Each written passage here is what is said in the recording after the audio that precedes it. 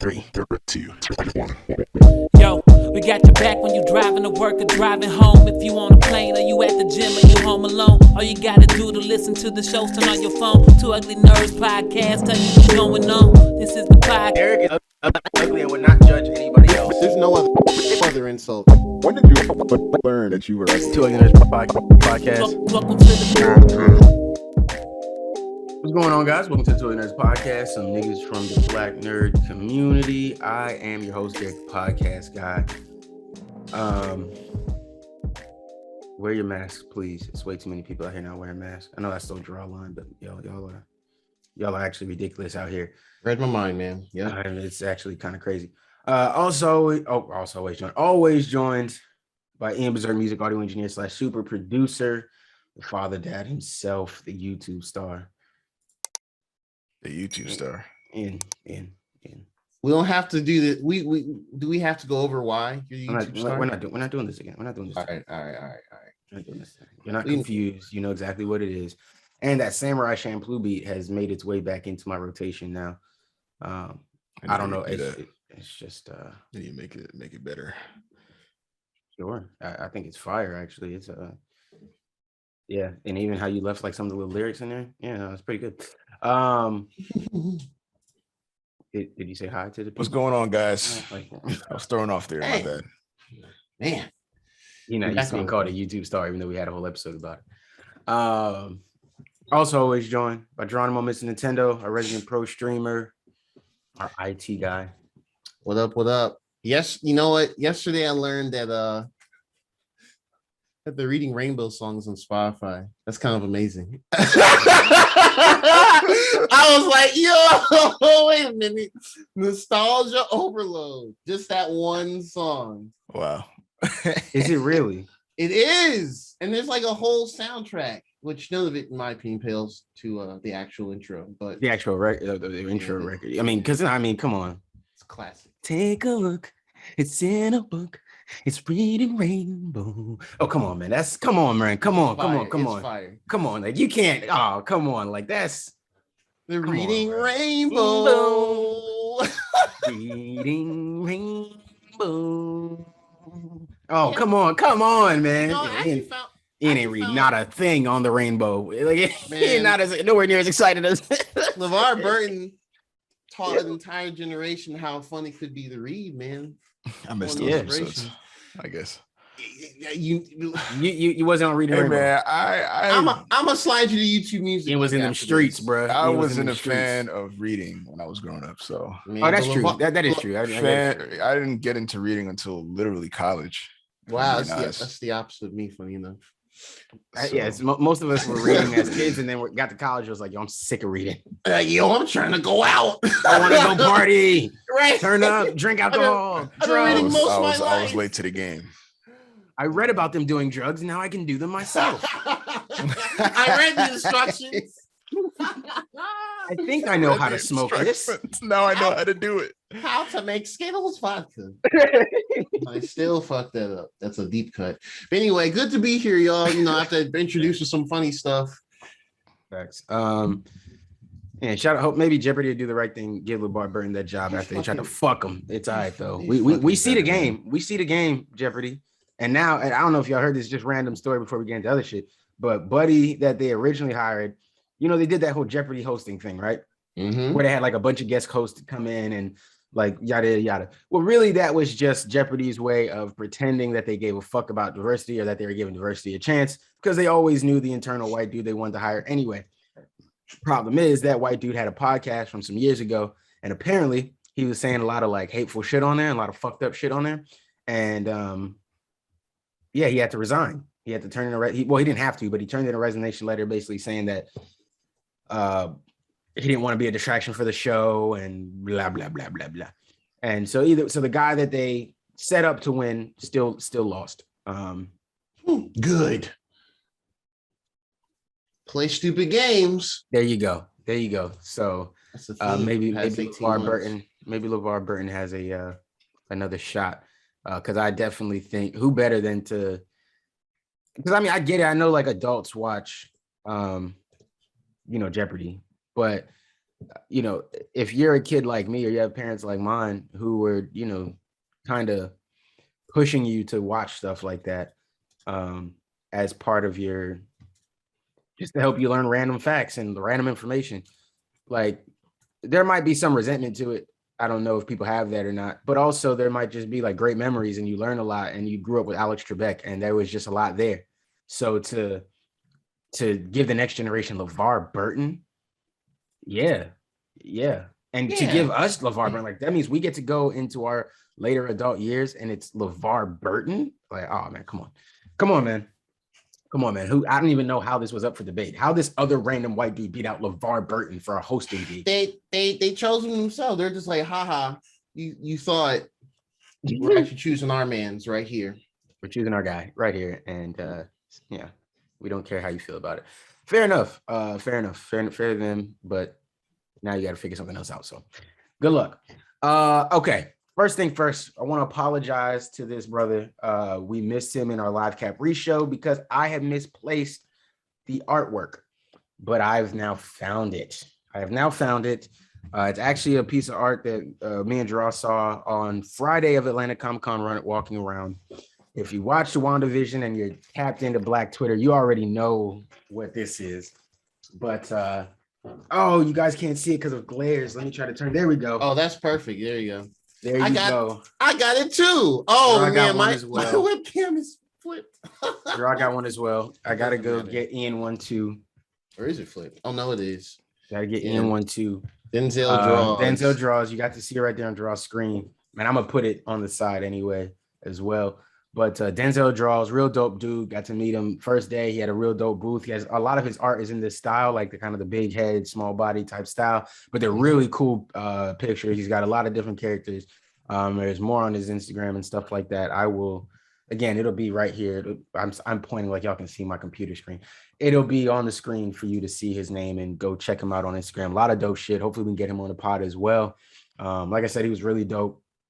Can't remember if he's from the city or not, but either way, he was real cool. Black dude, dope art, and the Vishon art. I mean, come on, man. If you lived through if you were online during the WandaVision, you know the vibes. You gotta know about Vishon, man. Gotta know about Vishon. Okay. All right, now so shout out to him.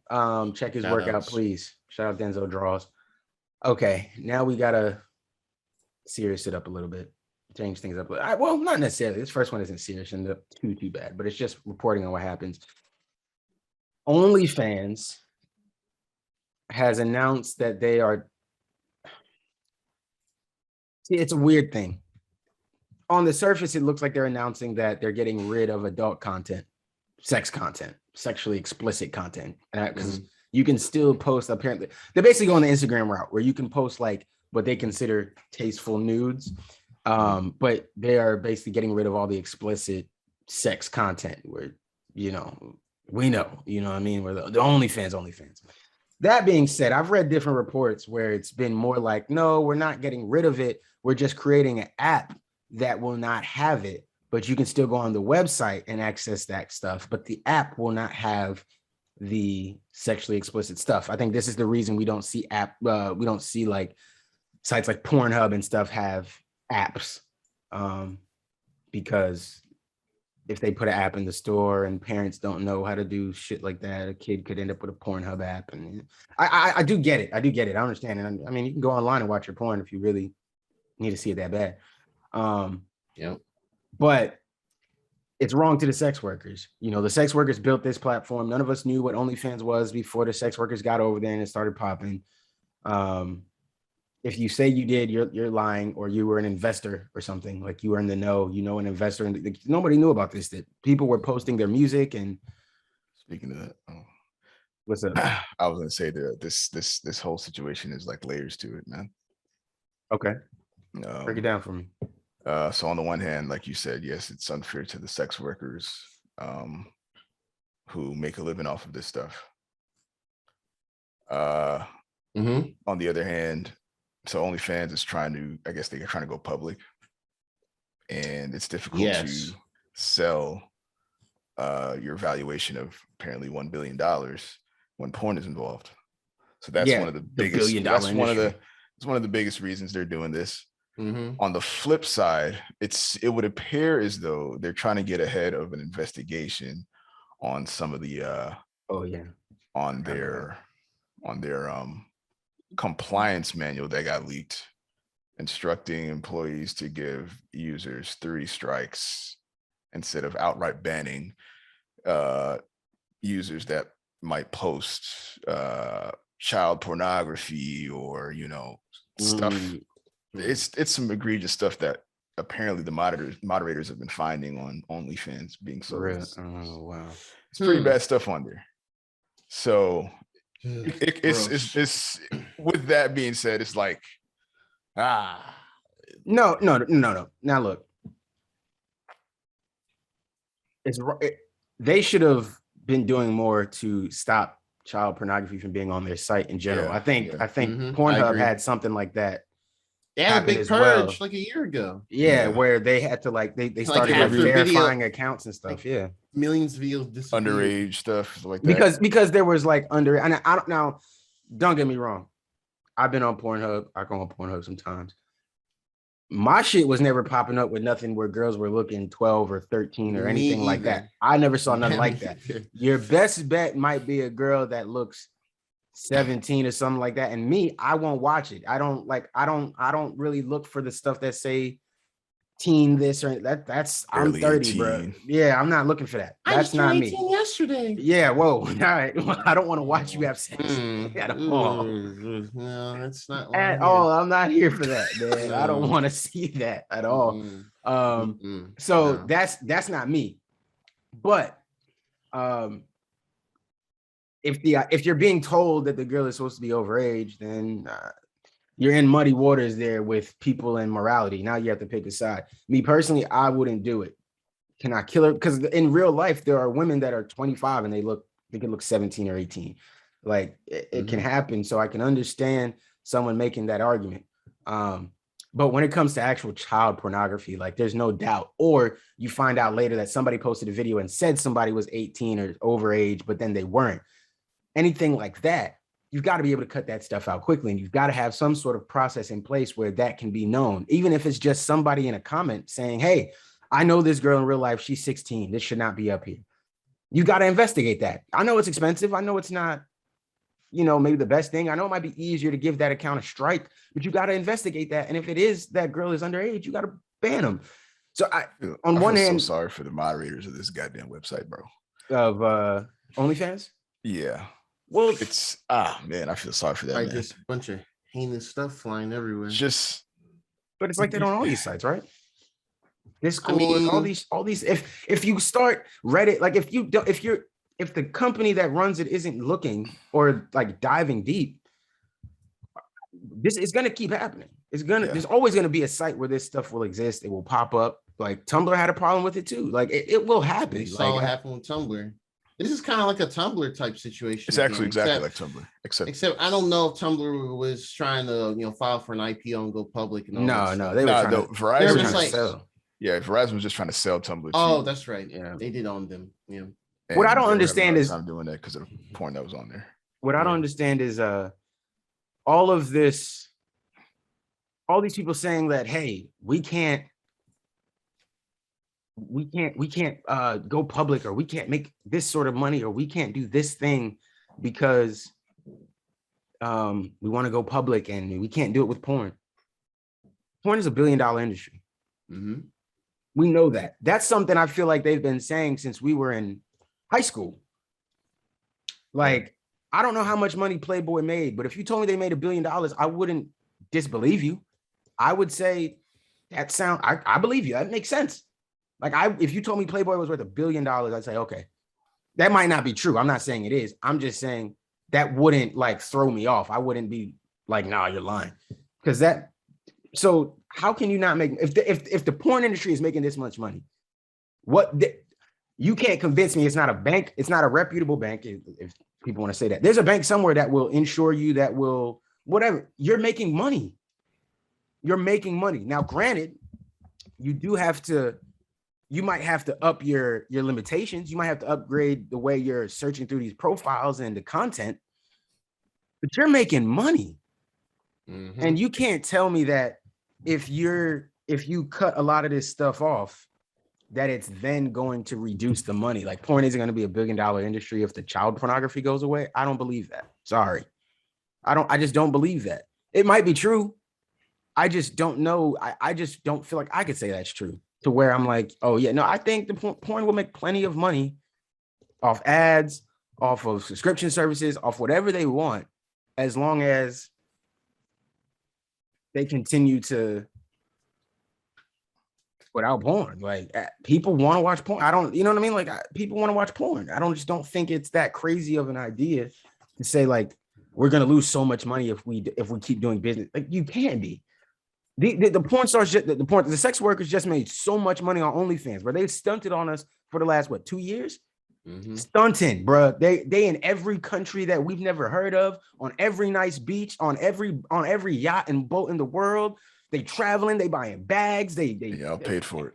They pay, Yep. and they no and hey, respect. I respect the hustle. They out there buying cars, and they showing us their luxury apartments and They doing houses their and best lives, everything. Man.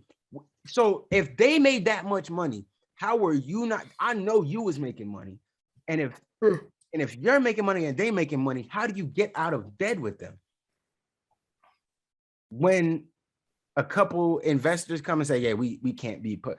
It's really just some investor somewhere, and I'm not going to say what, you know, what person he could be, because I don't want to be seen as hating any one type of people or anything, but you can guess the people that are probably the investors on this, and you can also guess that they just don't want to be publicly associated with porn.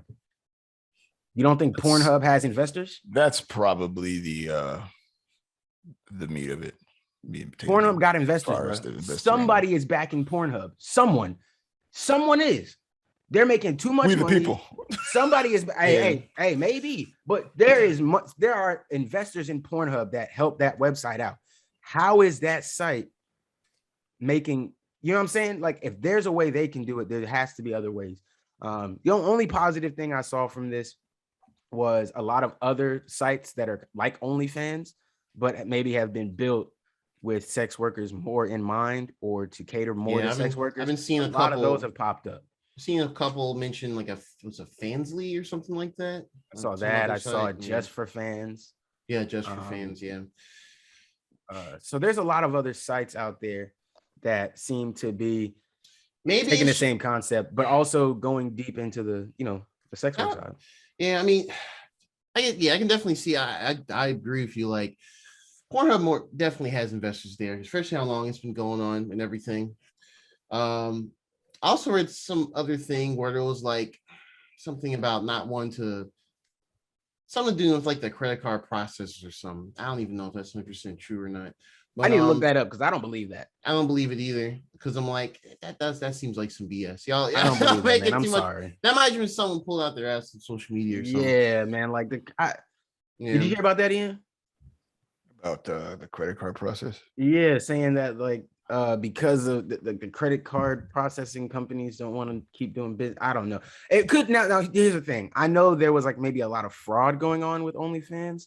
Like a lot of people were using other cards, or I guess like people were like, stealing people's Cash App cards to use on OnlyFans, scamming people out of Cash App and the online banks and stuff like that people can kind of manipulate and get to. I saw some stuff like that going around. So maybe that is, one of their excuses that they want to use, but I don't know, man. To me, it just seems like, I don't want to say it seems lazy, but yeah, it seemed like an issue that maybe is a small issue, but probably something they could address. But instead of addressing it in any sort of like way that doesn't harm the people that have helped build your platform, it's, well, we'll just get rid of them. Or we'll get rid of them, but we'll just kind of shoehorn them to the side over here. We'll just put them in this lane. And to me, it sucks. Creators that built your company essentially. And it sucks to me because even if they don't get rid of them per se, even if you just, now I guess the best case scenario in this is they leave them on the actual OnlyFans website. Like you can go to OnlyFans and still access their stuff, and it's only the app that the stuff isn't in. If that's the case, is that the route they're taking? Is that I've heard that suggested. I can't say that's 100% the truth. I've just heard that suggested, and I'm saying that's probably the best case scenario because at least the sex workers don't lose the market share that is OnlyFans, right? But if I have to switch to just for fans or even whatever OnlyFans makes, if OnlyFans tries to, because the other suggestion I heard was they're splitting it into like two separate places. I don't think it'll be apps, but they'll have their, XXX OnlyFans and then they have their regular OnlyFans. Even if it's named OnlyFans XXX, you lose market share because that's people are used to typing OnlyFans. They don't know about XXX. So if they heard these reports and they go to OnlyFans, they don't see it. They're going, hey, it's done until somebody lets them know, oh, there's XXX you can go to now. And I feel like the only way, I mean, I think they could accomplish that, but based on what the reports are saying, for what they're trying to do, it's probably not in their best interest. I mean, they could easily just have it to be like, just be a separate link on the page you go on and say, like, hey, the creators you follow are now on this link. Just click here. You can make it part of the website design and everything. But since they're going to really step away from the adult content, sex worker type content, that seems to not be in the cards for them. Which it sucks for all those. I mean. There's other platforms like we mentioned earlier that are out here that will probably just take up that market, depending on how all the chips fall when this goes into place later this year. I think it's just survival of the fittest at this point. Man. The ones that are that have been working to make more of their brand besides just the content itself. We'll find a way to survive in that same industry. That's true. Yeah, that's true. I definitely agree with that. Yeah. So it's definitely just alarming now, especially just kind of they just pulling the rug under people like, oh shit, yep, we were kicking out real soon. And it's that sucks. But yeah, it's kind of funny. Like just those that are, that rely on OnlyFans as their main line of income, or trying to grow their brand from that way. I'd say just stay versatile and look into some of the other options. And I guess if you haven't, I don't know, if you're able to reach out to those platforms, then you can find a deal and transition real smoothly and communicate with your audience. That's some thoughts I have on it. Really, I don't think it's the end of the world. It's definitely like perhaps they're going about it the wrong way. Right. But I think they're definitely going about it the wrong way. But even that aside, this is one of those lessons in business that what people learn at different times. Don't get me wrong. I'm not saying that OnlyFans workers or people who use OnlyFans needed to learn a lesson, but.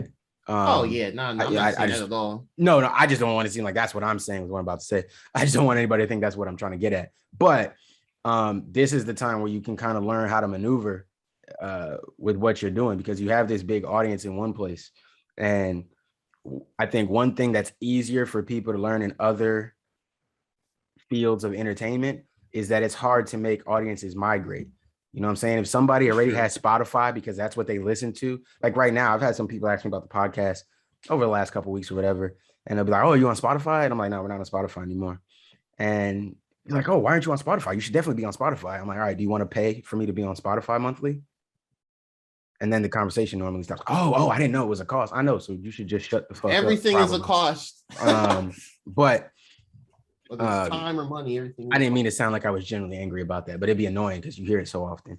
But it's just like, yeah, it's hard to make a audience migrate for reasons like that. Somebody is invested in Spotify already. They got 10 podcasts they listen to on Spotify. They want to add yours to it. They're not going to download. They may not want to download another app to listen to your show, or they don't want to have to. Yeah, maybe they got an iPhone and they got their preferred podcast app, and they're like, oh, okay, I can just go on Apple Podcast and download it, but now I got to check 2 different podcast apps.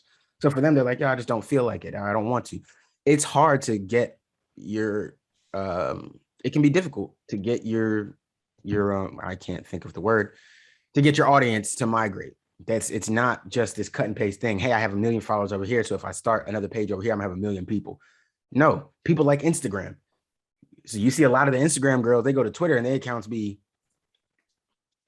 don't get me wrong, they still be higher than maybe most regular people, but they be like at 10K. You go on the Instagram and they be at, 400 or 500K or a million. And then you go to their Twitter and it's not that, because it's hard to make your audience migrate. And so to see them have to do it from here, it's going to take work, man, and it's fucked up that it has to, but that it will take some hard work for some of these people to, get back on track. So hopefully that community, though, it does seem like that community has some internal support, that they like support each other, work together and promote each other and that type of stuff. So hopefully that continues and they can, still build something. What were you saying, Ian? I was gonna say, I don't think it's gonna be that difficult for them to migrate people. Honestly, I think the drug of porn is so powerful that you are going to be able to pull anybody, so long as you tell them where you're gonna be at. Like, hey, my content's gonna be over here now. Everybody's going over there now. Yeah, that's kind of going over there. Yeah, that's kind of what I was leaning to, like with saying, depending on the adult creator, just it'll be up to them at that point to lead their audience. Lead the audience. Yeah, I'm wondering how the subscription situation might be handled. I wonder if somebody's locked into a specific subscription and now they're gonna miss out on maybe niggas be buying years worth of OnlyFans. I don't know how it works. I think it just depends on what, because I thought you can make your own tiers, payment tiers. So I think it's just so I think, I mean, depending on what, if they're looking at like the other fan site just for fans or whatever, depending on what they have as far as their payment stuff, then that's what I'm saying, though. That's why that's harder. That's why it's hard to migrate. And that's what I'm saying. All those things, I'm thinking of all of that when I think about migrating, because migrating doesn't just mean, migrating is a lot, bro. If you go from Netflix to HBO Max, you have to make a new account. If you don't have an HBO Max account, you have to remember a new password or login shit. You got to figure out how that app works, how they do things, how they position things, how do they notify you of things.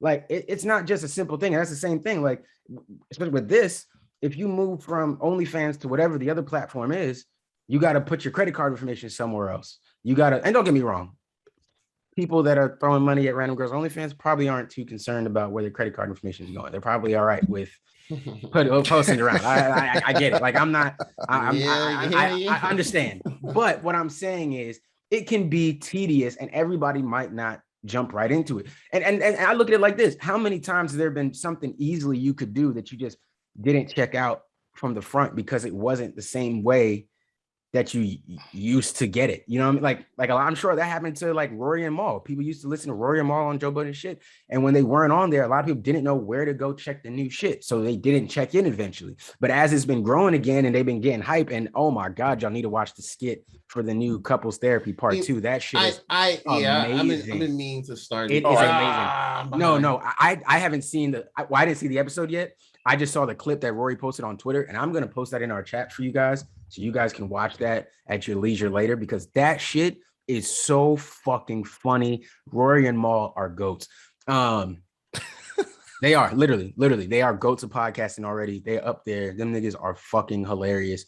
They've done some shit that honestly I want to steal. If we could really shoot a skit before every pod, bro, please. That'd be amazing.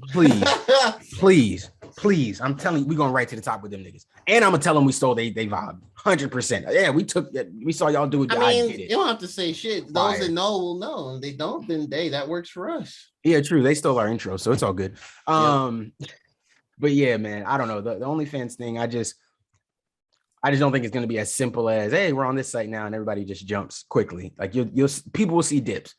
People will see dips. I'm guessing the 1% of people, though, like the top, the real 1% of OnlyFans, not what Twitter says the 1% of OnlyFans is, because the 1% of OnlyFans on Twitter is 30% of OnlyFans users. They all want the top 1%.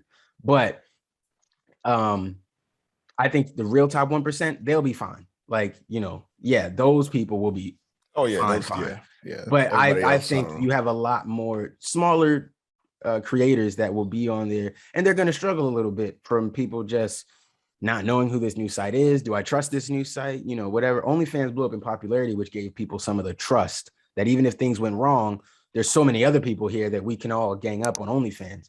I guess you can always just follow wherever the big guys go. I go, the top 1% are going this way. I guess I'll be over here too.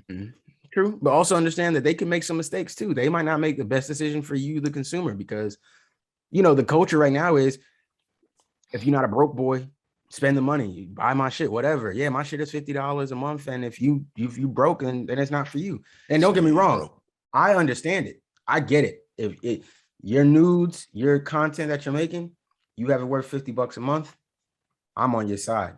Price it. You price your value what you feel your value is. Not to say that OnlyFans is saying like your value, but just saying like price your content at whatever you value it at, whatever you feel like it's worth. But if on the news site you say, yeah, well, they charge they take this much out of the profits versus what OnlyFans used to take. So, you know, on this site now it's $75 a month. You're gonna lose some people. You're going about to restructure your tiers because of the price of hosting on there. So you just have to see how things go. And that's why I said it might not be so simple for everybody to just transition, migrate their audiences. So yeah, man. Y'all got any other thoughts on that? I don't know. I pretty much said everything. I think I feel about it. Yeah, I mean, I think my biggest takeaway was the illegal stuff that was on there. Yeah, that's gross. They need to take care of that. Hopefully they get a better crack on that because it's pretty bad. Yeah. Yeah, no, 100%. That episode became available today. Yeah, I gotta tap into that. I gotta tap into that, boy, because these niggas are hilarious. All right, man, let's get on to something that's kind of serious. I don't feel like it has to be serious, but it's kind of serious. Tim Drake. We didn't talk about it last week, not because I was trying to duck the conversation. I don't know if you guys were aware of it last week, but because we just had so much other shit to talk about. I saw glimpses of it, but it wasn't in my thought process of things to discuss last episode. Yeah, we had too much going on. So for those who don't know, essentially Tim Drake in the comics, whatever the recent run is that he's in right now, I'm not 100% sure. I don't really remember because I don't always keep up on time. That being said, he didn't do anything. He's a fictional character. The writers decided to have Tim Drake explore his sexuality in the new run, in this new iteration of him, whatever this is in the comics. This is the comics, not Titans or anything like that. I do not know what his sexual orientation is in Titans or anything like that. I don't know if they will or if they have mirrored that in any way. To my knowledge, the Titan stuff would have been shot before this was released. So I would assume probably not, but you never know. Maybe they knew something about it and then maybe they uncredited it. This is just from the comics. This isn't anywhere else in live action as far as I'm concerned. So, or as far as I know, not as I'm concerned. But basically he came out in the issue. They basically said that he's willing to explore his sexuality. I think it was either a guy friend of his, a male friend of his, somebody he knew, a guy he knew asked him on a date. And he said, you know what? Yeah, I'm willing to explore my sexuality. I'm willing to explore it. That's the gist of it. You can go online and read the exact context and everything somewhere. I'm just telling you what the gist of it was from what I got. I can't understand why anybody cares. Two things here. There's been a lot of misreporting, some misreporting by somebody I hate to keep mentioning here because people keep saying, why did they announce this? Why did DC announce this? DC didn't announce anything. DC let writers write a comic book like they do, and articles read the comic book and then made articles on the comic book. Nobody made this news. Trust me. I'm not the person to come in here and defend DC if I feel like they were pandering or doing some random bullshit. And I'm not the person to come here and defend WB. Y'all know that. Well, DC, I might protect a little bit from WB because it's not their fault. Sometimes they just sold themselves to some shit. But I will try. But to see people now like, why are they announcing it? They're pushing this on us. No, bro. Articles are reporting on something they read. I didn't see DC come out and say, in the next issue of Batman, Tim Drake will be gay. They didn't do that, bro. They didn't do that. If they did that, I'd understand. That looks corny. It looks like it's pandering. It looks like that looks corny. I get that. But that's not what happened. They put it in a book. They put it out. They didn't make no big deals about it beforehand. They weren't doing interviews beforehand about it. And then people found out about it and everybody blew up. To the point where I've even had people ask me, and not just one person. So if the person who asked me on Instagram hears this, I'm not speaking about just you. I don't want to call anybody out. I don't want to make anybody feel, because I don't think anybody was asking it from like some super ignorant place. And also the people that asked me, I love them. So I want to respond to that in the best possible way that can hopefully help them grow and learn to accept things versus tearing them down and making them seem like horrible people. But I've got the question a couple times.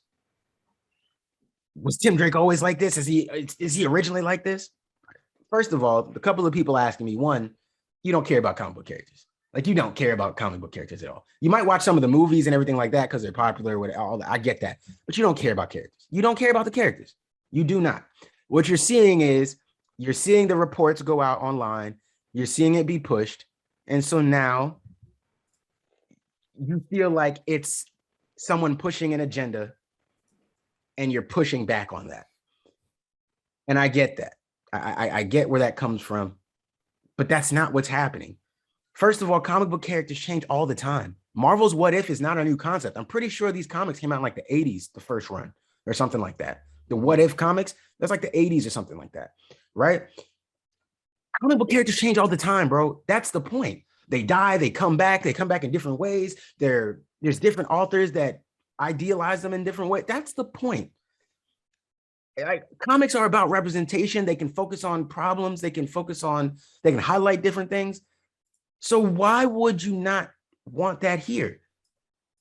It's not pushing it on anybody. You don't have to read a comic if you don't want it. If that bothers you so much, or you think that's going to affect your child so much that you want to not let them read about a potentially bisexual Robin, okay, then don't read it. But what's the point in complaining about it? I don't understand.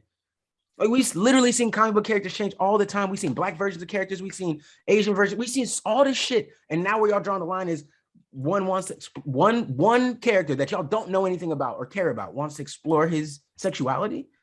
My argument to that was there was no backlash from people, because the people that are asking me mostly are people of color. And I didn't see them backlash when they announced it, and they announced the casting and all that, because that's what you do with shows. Nobody was mad that Tim Drake is Black in Titans. Right. I mean, don't get me wrong. He can look a little racially ambiguous at some points, but you know he's Black. Mm-hmm.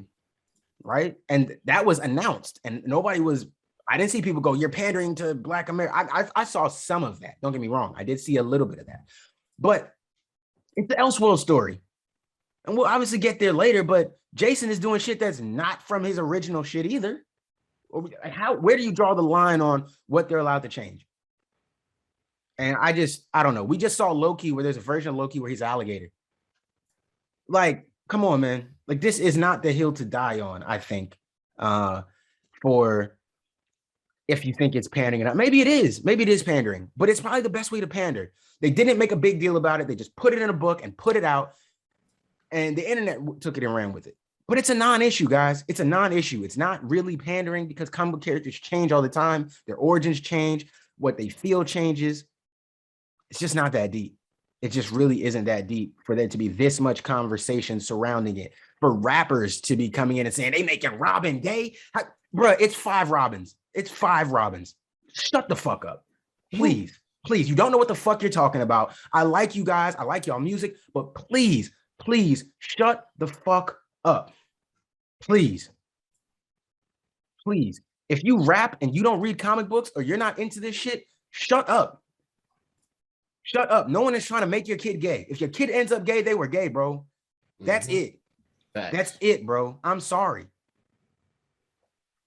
I'm not sorry. Like, that's their life. That's them. I'm not sorry that you have, but you have to live with that. Deal with it. But no one's pushing propaganda. No one is doing that. No one is doing that. And I keep seeing this. No, I said I'm not going to call anybody else. I'm not going to do that. But it's just, I see this come up from certain platforms at certain times that don't talk about this shit consistently or at all, or only at the height. And then they want to give us their deep dive opinions on Tim Drake, a nigga they don't know. Y'all do not know who Tim Drake is. Y'all don't know his character, his attributes. Y'all know shit about Tim Drake. And y'all are upset that he might like dudes a little bit, maybe. It was a maybe. It wasn't even like he was fucking a dude on the comic, like the cover. Like, he was like, maybe. I don't know. How do y'all feel about it, man? I just had to rant on it a little bit. I'm sorry. People just like to be mad about shit, especially when a website article they read tells they read it and they think, oh, maybe I should be mad too. Like when I saw it the other day, I just was like, oh, well, that's interesting. They're taking a different. I mean, I don't know too much about Tim Drake's character, honestly, and nor I don't read the comics as well, so I'm not even acting like I'm front and know what's going on if this was written before or not. But I mean, just looking at it from just surface level, I was like, all right, cool. They're taking, they're developing the character even more, different writing outside, doing the whole Robin stuff. So for those that are actually reading it, hopefully it works out well, and this is proper. And if he does turn out to actually still be bisexual or anything like that, hopefully it's a good representation for the LGBTQ community. Right. That's all you can ask for. Yeah, that's how I looked at it. I was like, okay, well, cool. Let them do that. But some people were like, who? But that's not how that shouldn't be. And it's like, why shouldn't it be? Yeah, and then they quiet. Yeah, to that point of representation, I think most of the people that are mad don't know what it feels like to not be represented. Mm-hmm. So they can never, they don't know how to sympathize. Well, I'll say most. Not most. I don't know, bro. It's a lot of black people saying it too. And y'all know we was just fighting for this. I don't even think this is I don't know that this is a race thing. Like, I don't believe it's a race thing either. Well, it has to be a race thing for you to, feel it. I would even argue that even, of late, even black people can, maybe start to get not to be able to associate with not being represented enough of late. Hey, if you there are a other black races person that aren't represented at all, and I mean, don't get me wrong, that's true. No, go ahead. I'm saying I think even in the black community, you can start to see some people like that now. Oh, I agree. I just think those people like to not be represented in in the limelight or the big screen, and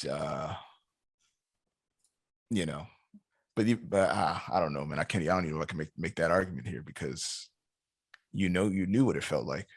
You knew what it felt like, then bro. to then go back and like we Black Panther wasn't that long ago, bro, that we went crazy about it, because it was the first time we were all we felt really represented and really seen and really showcased. And that wasn't even about Black Americans. So if you're a Black person, most of the people I'm talking about are Black Americans that I saw. If you're a Black American, to me, it's no excuse. Now, obviously, y'all know me. I'm way more like combative and way more like, pro-Black people, and we need to fight for justice and all that type of shit. I'm way more into that than maybe some others. That being said, if you've already gotten to a point where you forgot what it's like to not be represented, then you was never supposed to be on the team in the first place. You weak. I can't do that. All it took was a couple movies, and you good. A couple movies, a couple shows, they race bend a couple characters, and you good. That's all you needed. Like, don't get me wrong. I'm one of the people who also doesn't fight back hard on the when we start talking about like race bending characters, right? I don't need them to put Black Batman or Black Superman up there. You have Calvin Ellis, and you have Val Zod. You can make a movie for them if you want to introduce new characters. I don't need a Black Robin. You have I was gonna say Luke Cage. That's not that nigga's name at all.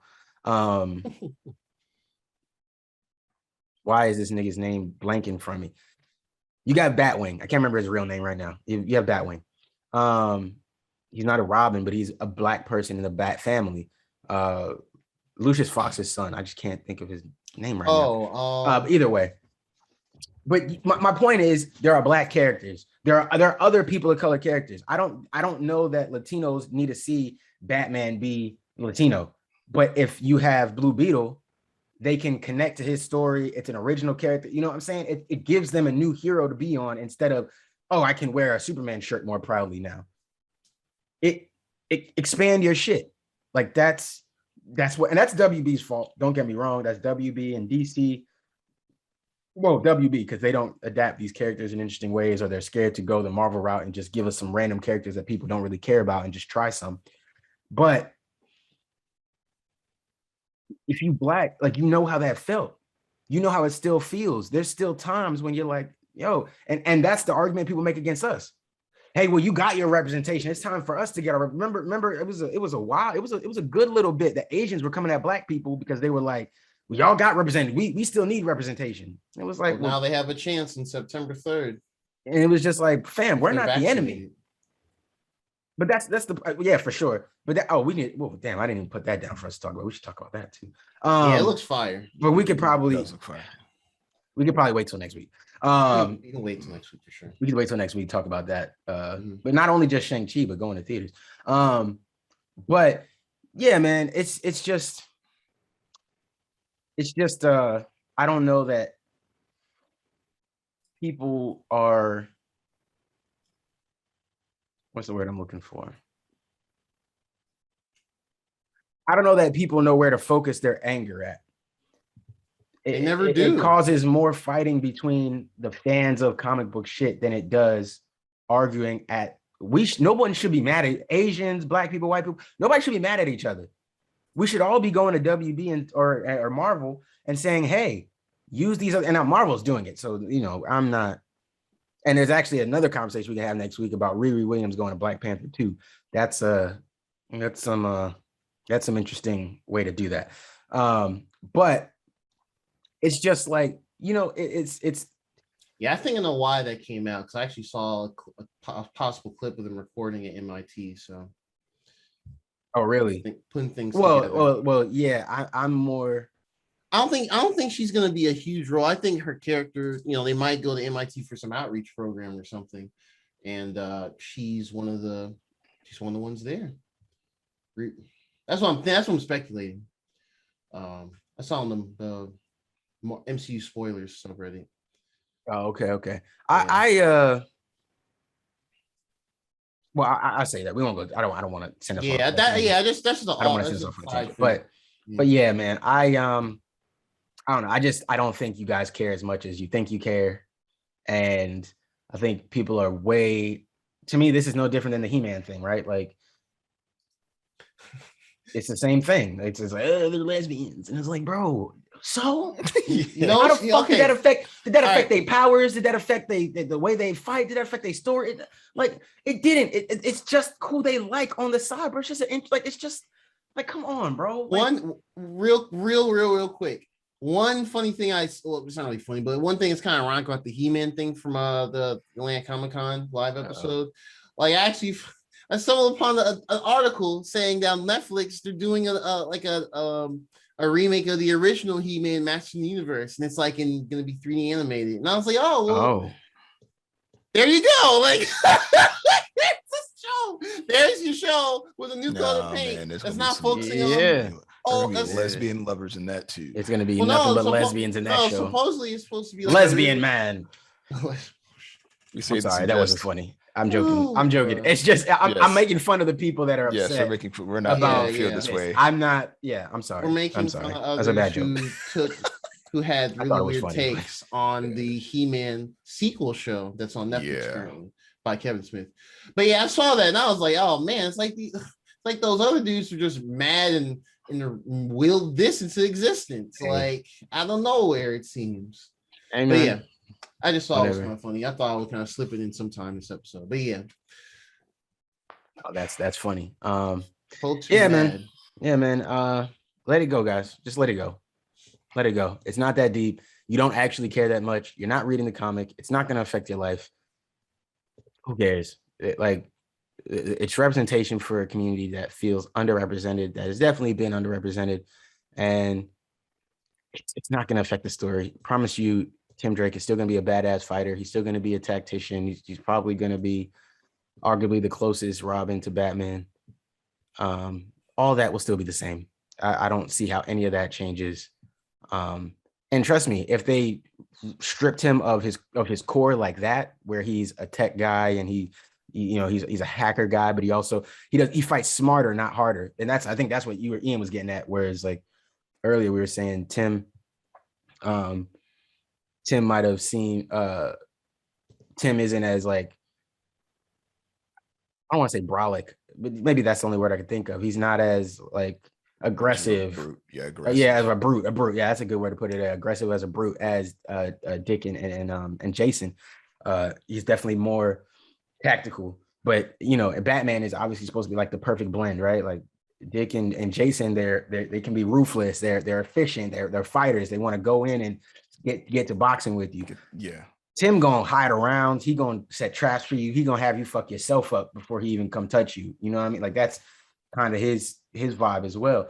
Don't get me wrong. He get busy when he get to throwing hands, but that's just how he typically give it up. He like, all right, we got to throw hands, cool. But that's not how he does it. And they're all meant to be like little Batman Juniors in their own little way. But the point is, none of them really fit Batman. And kind of none of them are supposed to. If they ever put on the bat suit, they're supposed to do things differently too. Like they shouldn't be exactly what Bruce was. But yeah, man, I don't know. Shit changes. Things change. It's a non-issue. Nobody should be mad or worried about this. Let it go. Enjoy what you enjoy. Like what you like. If you watch it, you watch. If you read it, you read it. If you don't, you don't. Guarantee you, no one cares. It's not going to affect anybody's lives. Don't read it if you're mad. Read it if you will enjoy it. That simple, guys. Okay. Intro topics are out the way. Here's the thing, guys. I'm gonna say this out here. Maybe we'll get no suggestions. Maybe we'll get a million suggestions. Who knows? I want to name our intro topic section like that. When we have like a couple different intro things to talk about that don't fall into our current stuff, like what do we call that? We got our. Granted, we don't really call it that officially, but we have our spoilers section. Where we play our spoilers drop, and we got spoilers. We got console T. We're talking about everything. We got technically speaking, which is coming up here in a second. But what do we call this intro part? What do we call that? I don't know what y'all think is a cool name for that. So if y'all have any suggestions out there, let us know. Obviously, if y'all come up with something fire, tell me too. But the only thing I have in my head right now is just talk. Like it's because it just separates it from anything nerdy. We can kind of put whatever we want in there one day. You know what I mean? It's just talk. I don't know. But I'm basic. I'm real basic and simple. So that might be too basic. So y'all let me know what y'all can think of out there. Something that's cool. Or even something that sounds nerdy, but is still like suggesting that we're talking about anything. So it still kind of fits with the theme, but it's letting you know we're going to be talking about random topics. I don't know. You guys let me know what you guys think about that. Okay. On with the show, folks. Yeah. Ian. Technically speaking. Technically. So technically Elon Musk had an event. I think they call it an AI event. An AI event. I don't know if it's still going on or if it's over yet, or when it even went. I saw the live icon on YouTube, but I never tuned into it. Mm-hmm. Regardless, one of the things that he introduced was the fact that he is building a humanoid robot. Yes, you heard me correctly. This robot will be 5'8", 125 pounds, with a screen for a face. End quote. Codenamed Optimus. Now, this is coming from the guy who's a strong on the opposite end of the development of artificial intelligence. Okay. His argument that artificial intelligence will eventually be better than humans and will take over.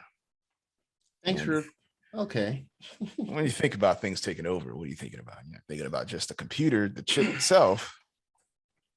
Thinking about the robots involved, right? Yes, I am. iRobot. Fuck, and you know what? The image they have here looks very reminiscent of those robots in the movie itself. Fantastic. Yeah, I mean, I saw the images. Hey man, so here's the thing. He says we'll be able to overpower these things, and they won't be able to run very fast. So Now, until they get one mysterious firmware update that's suddenly over the air update that they wrote themselves. They wrote their own firmware update, and then they were like, "Oh, we can update ourselves to Sprint." Yeah, this isn't in the patch notes. Hey, look, that shit gonna be like the first time you learn roaches could fly. That shit gonna be the same shit. You're gonna be like, "Oh, look at one of the cute robots," and then nigga just gonna start sprinting. Man, everyone I remember, man. I was doing a report in high school. I saw it crawl up the wall, and I said, "You know what? If you stay over there, I really got to finish this report. Stay over there. I'll stay over here." This nigga said, "Nah, bro, I want to see what you look like." Bro. Nah, man. What's your report about, bro? Let me help you, dog. Let me help you. Nah, bro. I got a report to do. Hold on, I got you. Hold on. I got an A in that class, bro. Hold on. Let me show you. Whoa. What you? Nigga flew past me, man. I said, my young life flashed from my eyes. You thought that was the end. Fast, man. Tore that nigga up. Anyway, yeah, Tesla bot is a thing. Apparently, I mean, if you're asking why they're making this, it's for tasks that are unsafe, repetitive, or just boring. Sure. Mowing the lawn is boring. It's repetitive. Not boring enough to let robots do it. When the sun is out, and you, depending on your melon levels, it could be dangerous. I'm saying all that in jest, though. Yeah, it's not worth it, man. He thinks that essentially in the future, physical work will be a choice. Yeah, if you can do afford it, if you want it, you can do it. Yeah, if you can afford it. Who can afford these robots to have in their house? Well, over time, I'm sure the parts to make them will be in like 3 decades. I hate that we do this. Sometimes shit is just expensive and it don't really make sense to try to feed it into society. And everybody having personalized humanoid robots don't sound like it's going to push society forward in any way. They already complain about our generation being lazy. And the Gen Z kids is worse. See, that's the thing about. So what are we going to do with robots? With humanoid robots? I don't know how economically it would make sense unless we all have our own robot that we send to our jobs. And they do the work for us and we earn the money. That don't even make sense. Why would you do that? The whole argument against, when we were arguing that Walmart should pay people more, there were other humans, not AI robots, other humans that said, that doesn't make any sense. If we pay them more, then they're going to raise the price of everything. And there's no point in paying them anymore, because if we pay them anymore, then they'll just be replaced with the self-checkout lines. Hey, bro, we went through a whole pandemic. I ain't seen no extra self-checkout lines pop up yet. A lot of workers, a lot of cashiers still working just fine. And now you're telling me that the humanoid robot is going to take over or is going to do work for them? The self-checkout right now won't, like, people have a full cart and not go through self-checkout, which I understand. You don't just, sometimes you want to just throw this shit on the belt, let somebody else bag it, put it back in the cart, take it home. That's the point. The robot gonna do that? Or is it gonna be two robots? How expensive does this get? Public's got to have a cashier and a bagger. That's a snowball. It's not. People who are wealthy will be able to buy multiple robots to have. Of course, and they'll have them, and they'll have the advantages, and then we get fucked again. So please, people, if Elon Musk starts making these AI robots that go too far, then we have to do the thing. We ain't got to do the thing. We got to do the thing. If you know what the thing is, you know what the thing is. But if these robots keep going too crazy, we got to do the thing. Doing the thing is, once this is created, it's over with, because there's going to be 10 or 15 other companies. Yeah, all right. And same thing. See, Ian, you're gonna make me say the thing, and I don't want to say the thing. So you're gonna have to do many things to, I think niggas will learn off the first. It's gonna be a trickle down. You know what I'm saying? I think the first I think Next if thing you handle know, the you're first gonna one, have Joe Schmo in his house in his basement, 3D printing these things based on blueprints he found online, that which will eventually exist once this becomes a big enough thing. You know what I mean? oh, I You gonna just kill everybody? Yeah, I don't that's know, the man. thing. I see You you said the you thing. go- You said the yeah, thing. you go- You said the thing. I didn't say the thing. Elon's just a big nerd with big money, Yes, a lot of time, he and a company is, to just man. design stuff. He just has the money and the resources. This is literally how Lex Luthor was to created. do Okay. anything he wants We to have do. multiple Lex Luthors in our. This is exactly Yes, how in our Lex Luthor generation. was created, bro. You give him a bunch of money, and he has a bunch of engineers. And I'm guessing there's probably not that many morally sound engineers at Tesla, because if there were, I don't think this would exist. Morally sound engineers. Would they be engineers anyway? No, they'd be like me. They'd be doing tech service and shit like that. Because apparently, well, I don't know if this is the reason why, but apparently there's a high turnover rate at Tesla. niggas probably saying, which is bro, no, why I'm he not. has- I will make my own employees. This is why he has these AI days to try to advertise to engineers that they should work over there. Nah, I don't want to help build the destruction of the world. Like I've read too many comic books. I see this shit coming a mile away, nigga. No, there's all sorts. I'm not of joining Lex fiction. Luthor's team. We like imagine me, bro. Imagine me. All the shit I talk about, the billionaires and everything like that. And here I am, like, well, shit, Tesla hiring. Let me just hop over here and be the like, fam. Like, come on, man. At least tell you what, Tesla come down and want to hire this nigga Ian. I'm working for Tesla, man. You'll be our man on the inside, just to let you know that. I'll let y'all know what's going on. All right, cool. And let me tell you something. You start working for Tesla, they're gonna fire your ass 2 days in once they hear this episode. You said the thing, not me. So I'm against the thing. I'm against the thing. I don't even know what the thing is. I'm just here. Good, I got a green screen behind me. You'll just change that into something. Good. Ignore the window that's not covered by the green screen.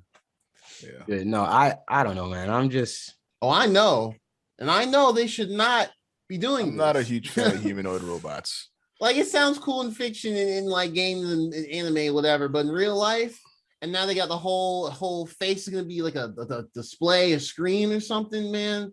Nah, they need to dial it back. You're gonna have a modern day Skynet Cyberdyne situation. You're gonna have people trying to inject their likenesses into robotic things like Portal.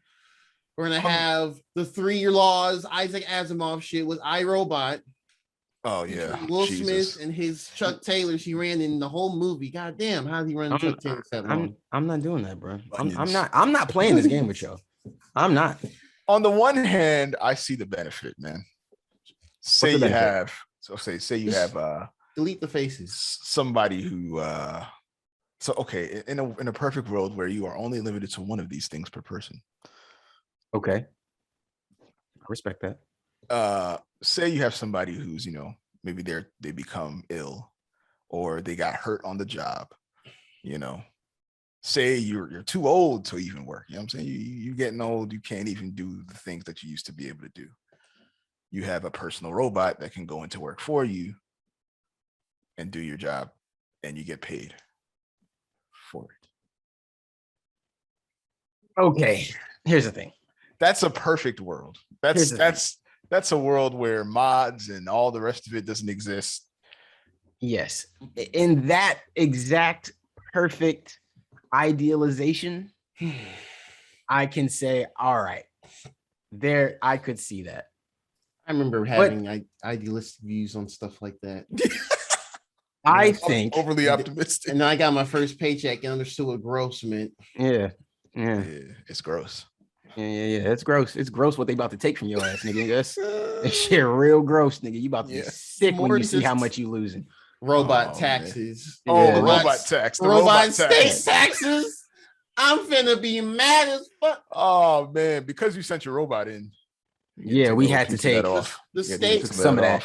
Appreciate that. It's no charge. Asterisk. And asterisk says you'll get it on your tax forms. Man, all I know is I better not see any article anytime soon about Tesla collaborating with Boston Dynamics, and I'd be like, oh nah, they got robots doing that. Oh, They got robots doing acrobatics and Olympic stuff for fun, for research purposes. If Tesla works with Boston Dynamics, then it's over with. Okay, and we need to form an alliance. It's already over with. It's over with. Done. World is over. Done. It's we've been done this. We just publicly announced it years later. We just publicly announced it. We just let y'all know. We just let y'all know, hey, we're fucked. It's over with. Y'all done. It's over with. Y'all fucked. Had your run. It's the robots' turn. Humans was cool. The AI Illuminati or something. I don't know. Humans was cool. We're all about to die now. I mean, you could look at it at multiple angles. Eventually in the future, humans probably won't be able to go outside because the air will be so toxic, or the ozone layer will be so destroyed that it'll be too hot to even step foot outside. True. Or too cold. Then we'll have like the we'll have robots go out and do our work for us because we can't do it ourselves. Also, what's it called, transhumanism or whatever, where like you replace like natural body parts with like mechanical like arms and legs, not just prosthetics, but just like how they do in like Borderlands and all those other games. Mechanical hearts. Cyberpunk. Yeah, exactly. That's the best thing. Cyberpunk. Except that's dying up to like 11. Yeah, overall, it's pretty wild, man. I'm sorry, man. Elon, you need to stop, man. I'm a fan of, but it's. Don't get me wrong.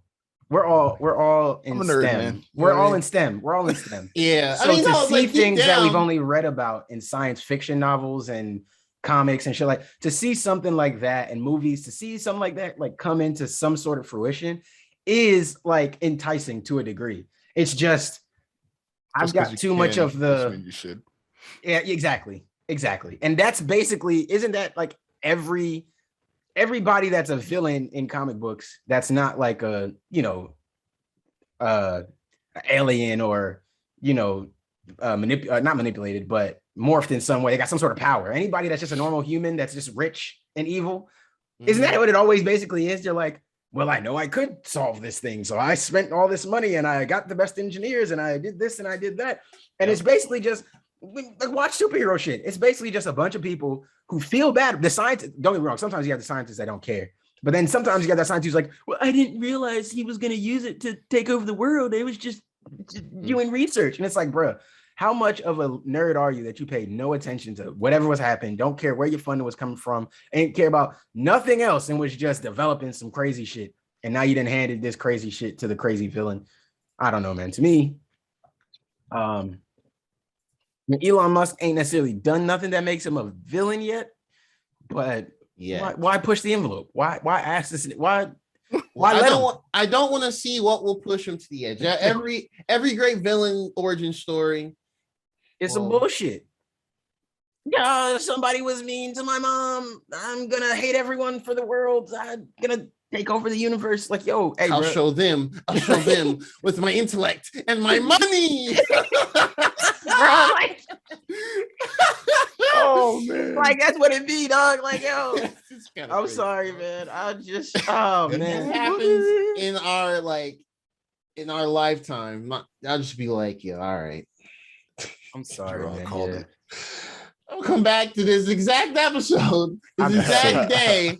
I will be sick if this happens in our lifetime. Literally sick, physically sick. I will be sick. We've predicted far less. Right? Yeah. Let's hope our powers have limits. Let's hope. Yeah. Maybe I need. That's what I'm gonna hope for, man. I'm gonna dial it back. Let's hope we got limits, because y'all not gonna make a robot apocalypse come through. Stop it. Yeah, you know how mad Christians would be if the end of the world comes from robots and not the world burning in fire from God. Like, man. Like, come on, man. No, it would be mass chaos on this planet. Like, no, man. And none of y'all built for this. Not y'all. I just mean in general. Like, people in life not built for real. People can say they're prepared for stuff when you're not. It actually happens. You're not, bro. The realization, like, no one, humans just we can. Unless you just go through an extended amount of time away from other outside factors till you just pinpoint how your mental state should be, like vast majority people are not ready for any shit like that to hit the fan. That just means that our way of life, your way of life, everything you've known to just be nothing in an instant. Right. So it's like, I mean, look how people already reacted to COVID. Like they couldn't wrap. They haven't been able to wrap their heads around this shit. Some They're folks definitely just not wrapping can't their heads stay around inside and find enjoyment of aloneness for a Like, bit. well, cool. Hopefully they do that when the robots are attacking outside. I'm not scared of no damn robots. I'm gonna go outside. Hey, go for it, bro. Maybe after they kill a couple of y'all, they'll get bored or tired of it and leave the rest of us. Yep. You know what I'm saying? We saw what happened to social media. We don't want the same thing to happen to robots. It started off as a positive thing, and then it just spiraled out of control. Super positive. Social media was, we get to hang out with our friends. We can talk to our friends from anywhere. We can connect with people across the world. And no, man, it was it was all well-meaning, simple, not quite as much ill intent. Isn't this the plot to like every movie ever? We didn't know that our secret. I mean, it's the plot to Suicide Squad. It's funny because we wrote those stories. Not me, obviously, but we as people, people have wrote those stories, and people are like, let's make those stories reality. Art imitates life, man. Yeah, life imitates art. So I'm not surprised by this. They need to stop. Interesting, man. Yeah. If I see a Tesla robot boxing out a Boston Dynamics robot, then no. Oh yeah, we cutting shit off, bro. Yep. I'm taking I'm gonna learn how to build EMPs. These robots ain't got shit on me. We gonna we're gonna go full the Matrix. That's really what it is. One human. I figured out. Build EMPs, gonna have Zion. I have a whole EMP assault rifle or something. I'm gonna learn how to build a ship. I'm gonna learn engineering. Boy, I'm gonna start learning how to build an EMP from batteries I got, nigga. Like, I'm figuring it out. I guarantee you there's a YouTube video out there. There probably is DIY stuff. Let's see how to build. I know it exists. I'm just sad it exists. Why can't we just go on YouTube and learn how to do that? How to make a pocket EMP. Yeah, there you go. How convenient, portable. Hey, but look, this EMP was gonna be portable regardless, so it doesn't really matter if it fit in my pocket or not. This shit was coming with me, nigga. You know what I'm saying? That EMP was on the way. Easier to conceal now. Oh man. Yep. Yeah. Very interesting topic. Yeah, man. Yeah. Really interesting. The Tesla bot, guys. Tesla bot. Let us know how y'all feel about that, man. Let us know in the comments. Let us know how y'all feel about Tesla bot. All right, man. Geronimo, it's console tea time. I don't have difficulty. I just went to the store this morning. I couldn't get tea. I'm gonna set a reminder to get tea. But yeah, console tea. So it's been relatively calm. We had Pokemon Company did one of their Pokemon presents. Highly anticipated. It's been a while since been roughly 6 months since they talked about the main games. So yeah, they I'll just kind of go through the quick and dirty of it from what I remember. It was about 28 minutes, which is pretty long. They opened it with Pokemon Unite, that MOBA that's been out on the Switch. They formally announced the release date for iOS and Android. It's coming September 22nd. If you're familiar with League of Legends, it's like that, but much less toxic because Pokemon. And they announced for now, of course, yeah. For now. Well, probably mobile will make it toxic, but they also announced 2 Pokemon coming to it. Mamoswine, and then Sylveon. I don't think they set their roles or anything yet, but those are coming soon. They didn't give dates. Okay. The next thing they showed off was a game I forgot existed. And I think most people forgot because I don't think anyone played it. They're pretty much doing like a revamp of this puzzle game they made last year called Pokemon Cafe Mix. Oh God. It's called Pokemon Cafe Remix. Basically, just like it seems they're just kind of revamping a lot of like mechanics and I honestly, who asked for that? Nobody did. I mean, maybe some people, maybe kids are playing that. I ain't play Cafe Mix, man. Yeah, no. Hate this nigga. I ain't run that. That's my shit, bro. I be streaming every week. Y'all ain't tuning in. Yeah, I ain't tuning in. I thought y'all was watching, man. Number 1 Pokemon Cafe Mix streamer. All 24 people watching. But they didn't say when it was gonna come out. It's coming out this fall sometime. I don't know. I'm gonna be honest. That doesn't interest me at all. It's just whatever. I would say look up Pokemon Cafe Remix if you want to look up how it works. It's like you swirl up, whatever. Go find Pokemon Puzzle League, play that. And then they got back to the two main things we're all waiting for. The Pokemon Diamond and Pearl remakes, Pokemon Shine Diamond, Brilliant Diamond, Shining Pearl. Jesus. Okay. So the first thing is compared to when they showed in February, the people that are working on that game, the graphics look a lot better. Like it looked like they added some proper lighting, some shadows. You know, the matches look better too. I mean, overall, it's just like they months have gone by. The team working on it, they worked on it. It looks a lot more pleasing. They showed. The editing for the video was weird, but it's whatever. They showed one of the main mechanics from that generation was like the underground, where because Diamond and Pearl was the first Pokemon games introduced online and stuff like that back on the DS 15 years ago, roughly. But yeah, they showed like underground is expanded. They're gonna have a whole section where you can find Pokemon not native to the Sinnoh region. They had like Gravelers and other random other Gen 1 Pokemon, stuff like that. They had little tidbits of like some of the characters, the starters, introduce Cynthia, but you know, it's like we all should know who Cynthia is, but if you don't, Cynthia is just a major role in that region. So yeah, it looks good. They also announced a new Nintendo Switch Lite. For it's black, it's all black, which looks pretty nice. And on the back, you have a. I didn't see that. Hold on. Yeah, it's like on the back. It's like the Pokemon Sword and Shield one, except of it being like gray with red and blue. It's just black with gold and silver, like in etching. Like I think the gold is Dialga and the silver is Palkia. And I didn't notice until I saw some tweet about it, but apparently that's like a callback to when they did a special edition DS Lite back in the day, which I just didn't follow DS's back then, even though I had one for a brief time. So yeah, it looks good. I think Gen 4 fans should be pretty excited for it. And the final why are they getting so much love? Where's all this love coming from for them? I don't know. Like they skipped right over the Gen 3 niggas and just jumped right. They did Gen 3 remakes. They did it, but it wasn't all this. Well, one thing I'll say that and Emerald didn't get one. It sure didn't, man. Yeah, it doesn't have this one doesn't have the Battle Frontier either, which sucks. I don't know why they're so hell bent on not adding the Battle Frontier when Heart Gold and Soul Silver had a frontier over there on the left side. I think that they did add their own Battle Frontier. So I don't know. Don't know what's going on with that. They hate us. Yeah, they do. I mean, I personally don't care too much about Gen 4, but you know, I think for Gen 4 fans, I think. Oh, okay. I see it now. This is just the gray one. When you said black, I thought it was gonna be like maybe a little darker, but I see. No, it's black. Like all the buttons are black. Oh, I mean, yeah, the buttons are black, but it's still. Yeah. It's gray. Just hating, bro. It's cool. I thought it was gonna be like. It's something more. Is it? Oh, I could have sworn. Wait, hold on. It don't look that much darker to me. Hold on a second. It looks like black. I thought it looked black. The buttons look maybe a little darker, but it looked gray to me. I'm on the Nintendo site. I'm just looking on the Nintendo site. I see. So it's possible that because some of these colors look different, like the turquoise one.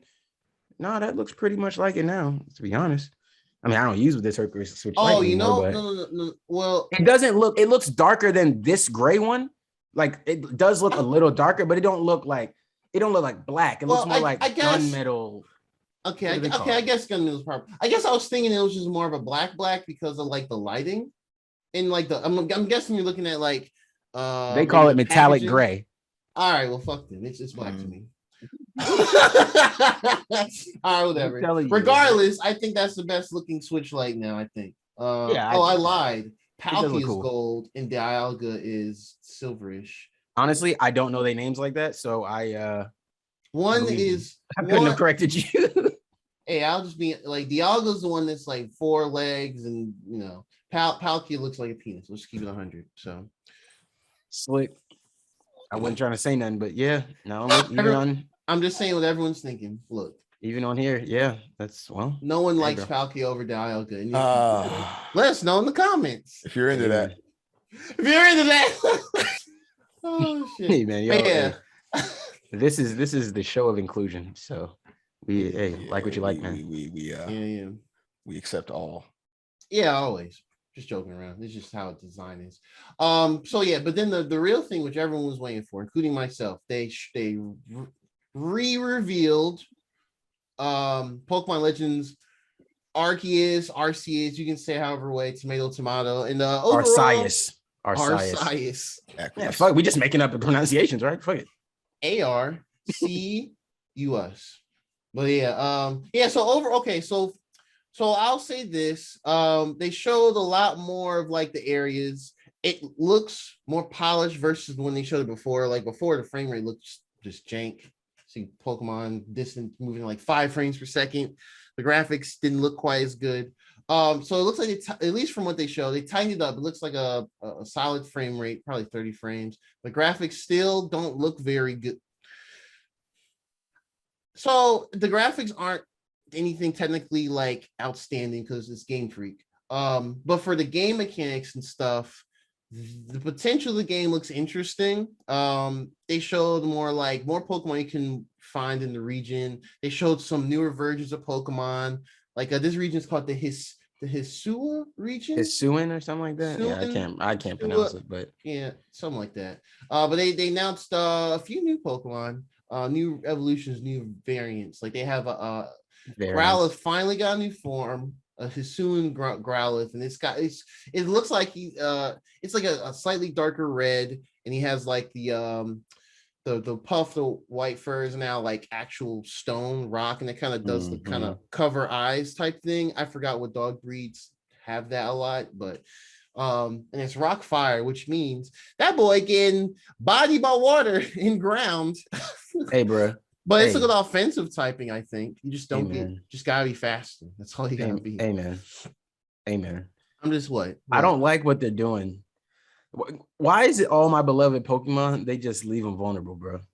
Like, wait, y'all know I love Growlithe. Growlithe is my guy. Like, I love Growlithe, bro. And Arcanine is so look. But they gonna make him fire rock now. Now I'm getting dusted at the water gym. Just switch out, man. Just switch out to something else. You gotta switch out. Gen 1, well, the remakes, I could have because you could get that Growlithe early. Yeah, I could run the first like 6 gyms. That's just Growlithe was just busted for Gen 1. Misty who? Fuck a Misty. I'm about to tap Misty up, boy. She don't even know what's coming. Right. And now they got me on this. I don't know, man. It hurts a little. Different. Yeah, I mean, I always thought when they there was a rumor. Oh God, was it? It was for Gen 7. That was Sun and Moon, right? Yes, that was the first game they had these regional variants. And they there was like a fake rumor that went around because there was like when they were revealing them that there was a leak where like there was going to be a Alolan Growlithe in Arcanine that was pure water instead of fire, and then like that never happened. Obviously, it was fake, but it was like an interesting idea. I was like, wow, a pure water Growlithe would actually be dope because water is one of the best typings, just overall. Yeah, and I would have honestly. Yeah, right. That sounds kind of fun, right? That's why when I saw that, I was like, man, I hope this is real. And the game came Evolution, out, and I was like, shit. Eevee Evolution Growlithe? Yeah, I'm into that. Yeah, that would have been fire. Yeah. I'm into that. I like that. Okay. Yeah. But at the very least, I think they're going for that kind of traditional Eastern inspired, like what they call the lion statue type thing, the lion dog statue, like with the fang and mustache. So I think that's what they're gonna go for with Arcanine Evolution. So we'll probably see that closer to release in January. They also showed a Hisuian Braviary, which was really surprising. That's the eagle-looking Pokemon from Pokemon Black White, and it's now psychic. Hate flying. that nigga. Yeah. I love that thing. I love that thing. It was dope. I just didn't. Too slow. It's too I slow. didn't care. Yeah, well, that I don't know. I guess I just didn't care about. You get it really late in Black and White too. That was that's the thing. Yeah, so really I just like late. Really late, and they kind of whatever a while to evolve. I mean, I like Braviary, so it was cool to see. That's what's up. Yeah, psychic flying. It was pretty obvious. It did like a psychic-ish type move in the trailer.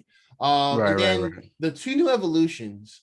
I know Patrice is really excited about this. So shout out to her, friend of the podcast, guest Pet Rice. Stantler.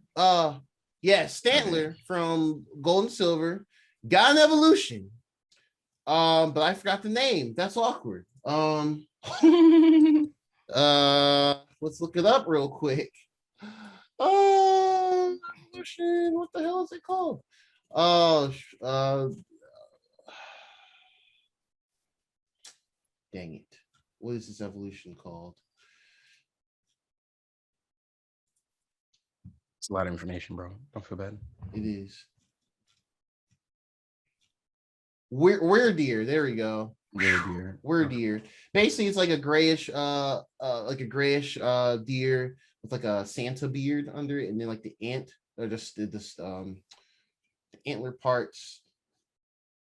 They have like extra prongs on each side, but they still kind of look like eyes, which was the whole thing. And it's normal psychic type. So it's not too many normal psychic types out there. So that's interesting. And you can ride it in like a horse in the region as well, which is pretty neat. That's pretty cool.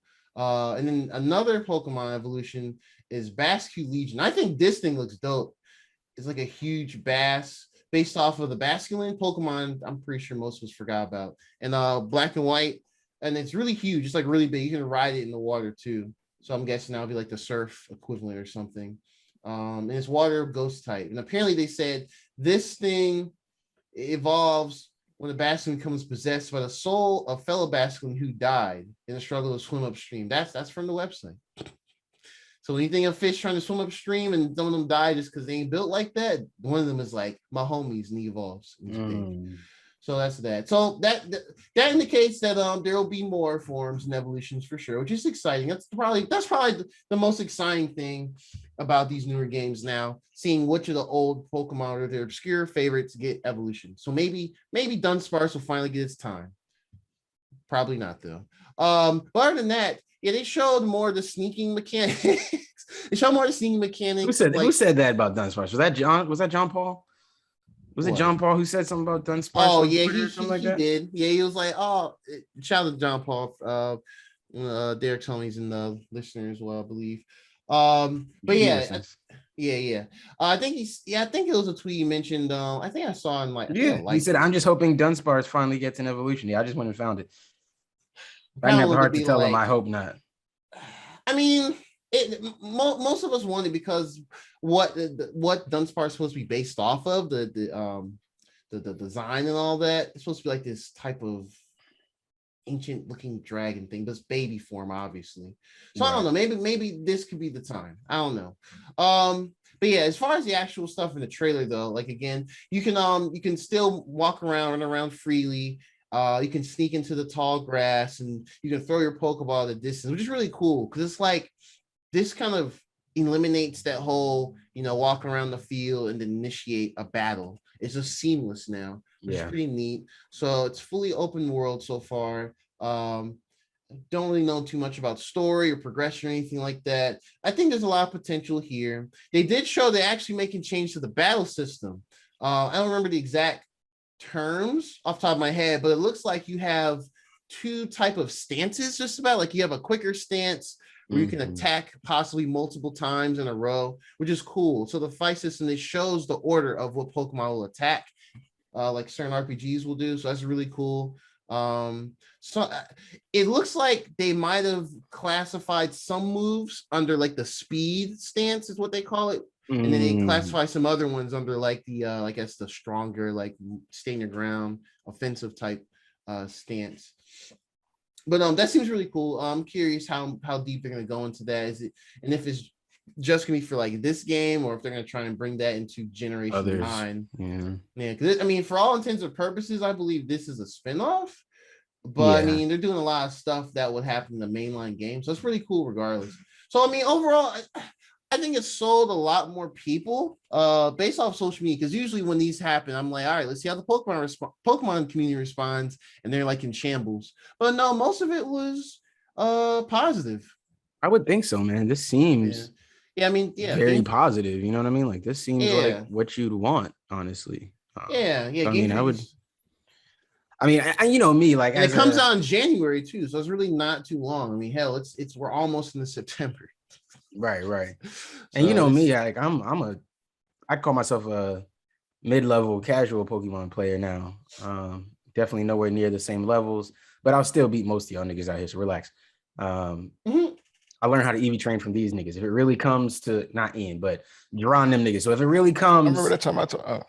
Shut up, Ian. If it really comes to it, and y'all really want to like get to it, except for Jalen, not Jalen. Jalen, I'm not Pokemon battling you.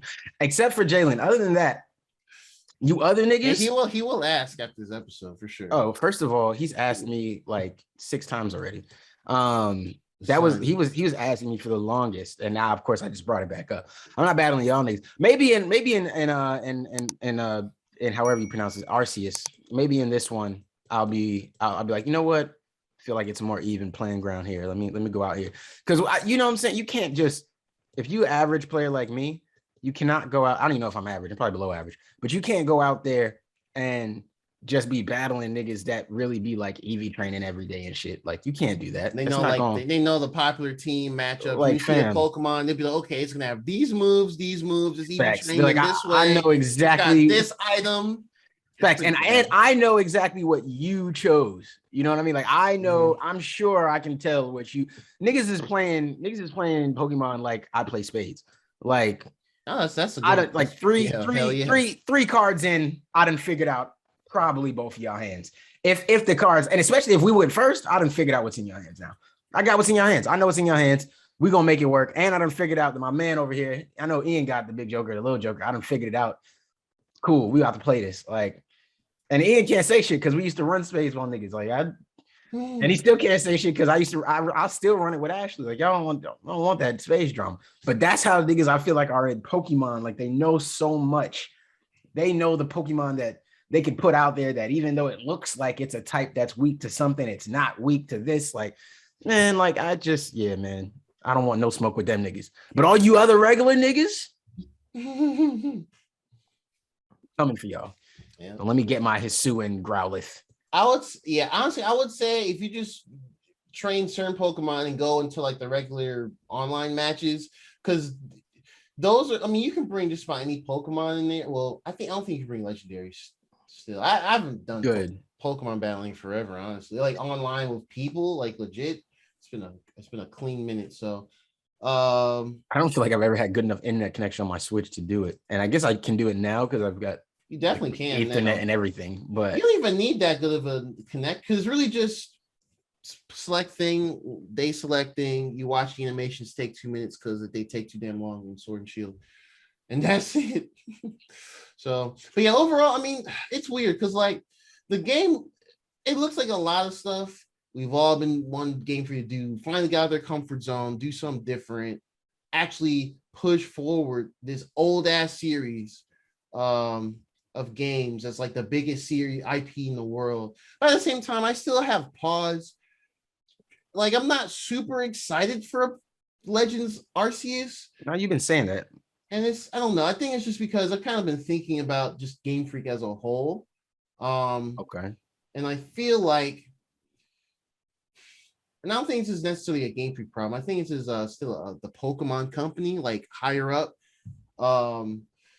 I think the way how the strict like schedules they have per games, per releases and stuff like that, and they have to tie in with like merchandising, the anime, the card game stuff, plush, like just all this stuff. I feel like they never get enough time to actually sit down and just make a way more ambitious Pokemon game, because I feel like these games always take 2.5 years roughly. So and I mean, maybe the fact that the fourth Brilliant Diamond Shining Pearl, these are the first remakes that aren't done by Game Freak. They're done by some other studio. I forgot their name. So that leaves more of Game Freak to focus on, I guess, this game and then maybe Gen 9 or whatever they're doing in the future. So I think they're taking steps to allow them to kind of do more with Pokemon Advance it. But I don't know. It's just certain stuff. Like I wasn't super big stickler about this in Sword and Shield. Like I think the graphics were, I mean, they're not very good in that game.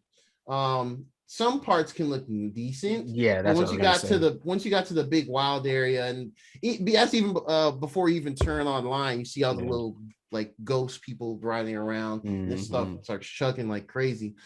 Like this game overall is actually more impressive because they are actually having certain type of lighting and like reflections in the water and stuff like that. So I'll give them kudos to that. But I don't know. The game overall still looks pretty flat to me. Okay. Because the art style I think they're going for is like a traditional oil painting type thing to indicate, oh, this is super, way in the past. Because the whole premise that we know of is there, there's no gyms or anything. You're just part of a little village, and you want to go out and create the first Pokédex in this old version of the Sinnoh region. But I don't know, just in motion, I think it looks all right in motion. But I don't know. I feel like I'm just getting to the time where I'm just like, I need them to do a bit more, like visually, technically. I mean, maybe that could change even more before the January release, but I don't know. I just feel like I need to see more before saying, "Oh man, I'm in it. Pre-order now." Like I'm not. I don't know. I'm just not into doing that so much anymore. I think I'll just wait. I think my gauge on some of our friends are probably going to get a day one to make a decision. I don't know. That's kind of where I am right now. I'm not like, oh man, Pokemon's trash. But I'm just kind of looking at things more critically as the series is going on. And I think Sword and Shield put more things more into perspective. Where there's some things I did like, but there's other things I didn't like. And I feel like because they don't have so much time to make these games, where like a Zelda Breath of the Wild, everything that they accomplished with that game and how it looks and plays, Nintendo gave them like 5-6 some years. Had to wait for a whole new console to come out to actually make it be a success. So yeah, but yeah, that's my thoughts on it. Y'all got anything? Does that not break the canon? What? Of Pokemon?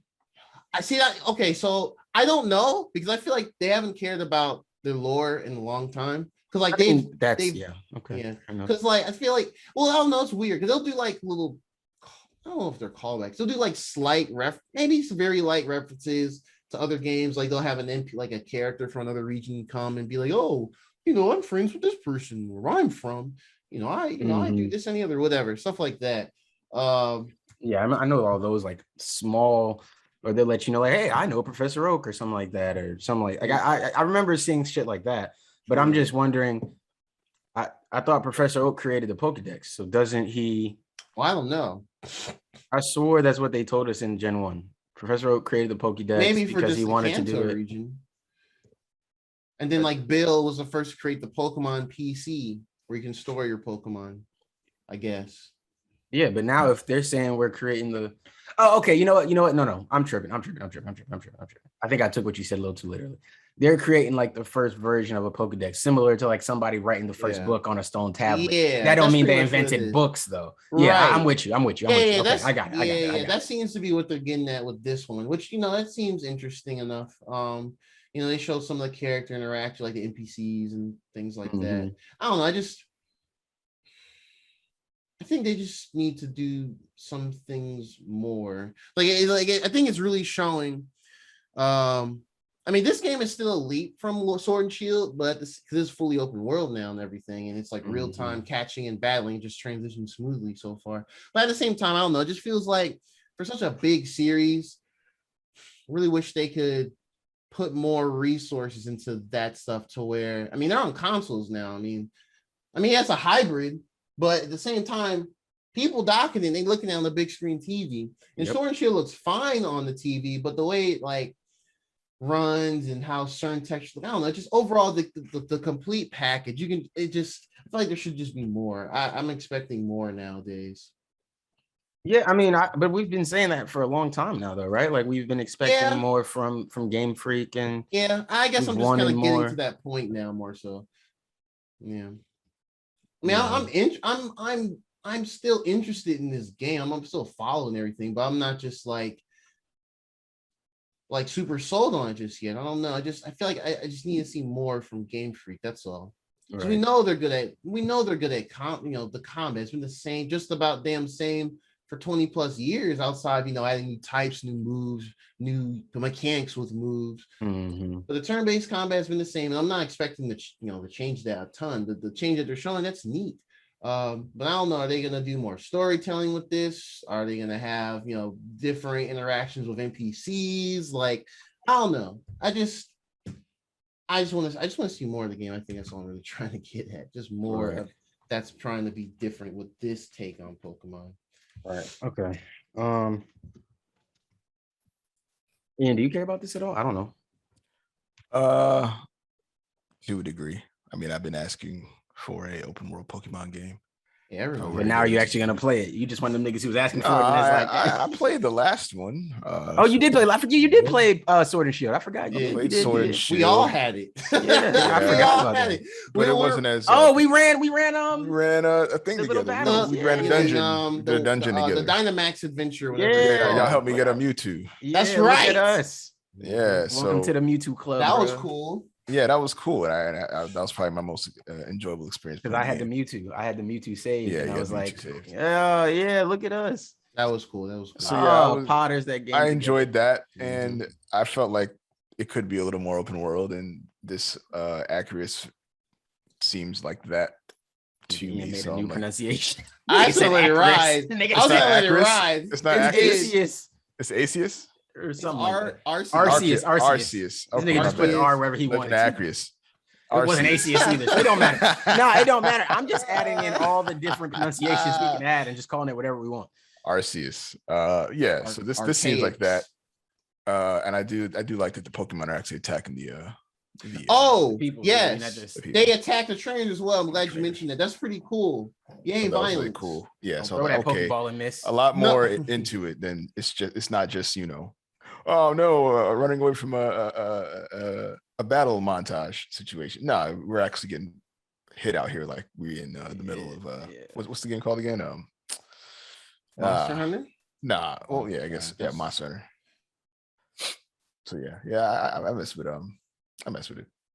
We'll see if I actually obtain it. I may just get it just because my nephew might want to play with me, but not your son. Your son ain't into all this. I doubt my son will be able to play the That's game what you by think. the time. That's the what you game think. comes out. That's what you think.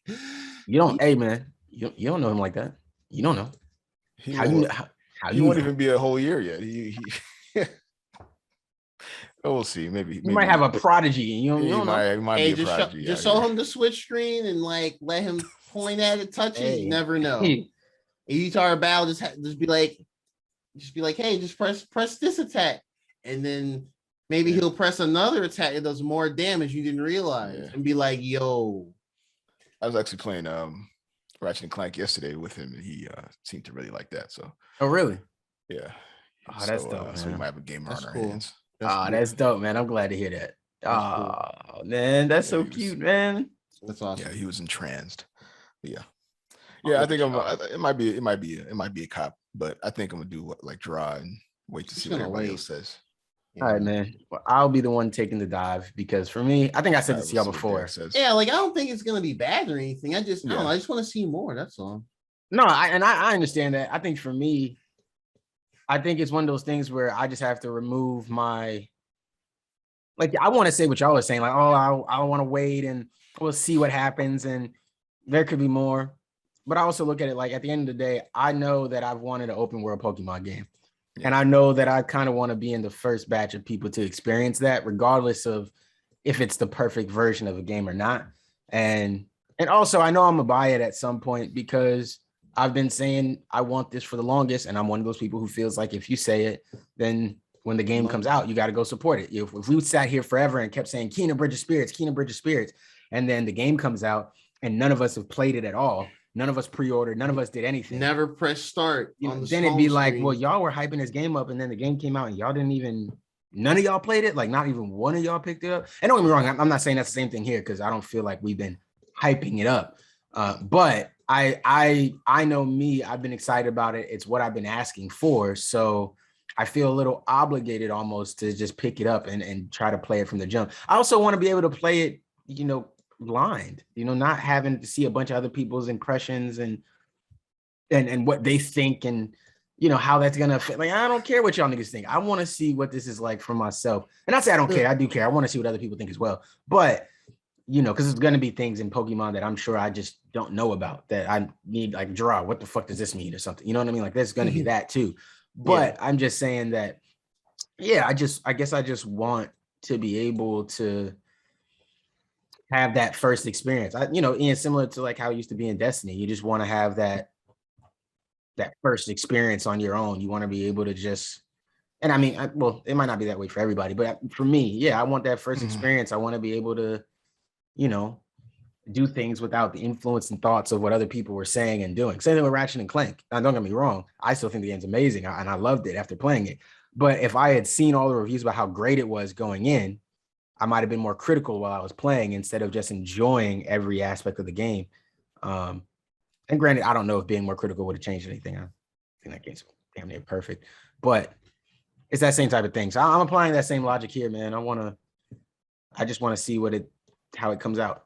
I'm curious. They got my attention, so fuck it.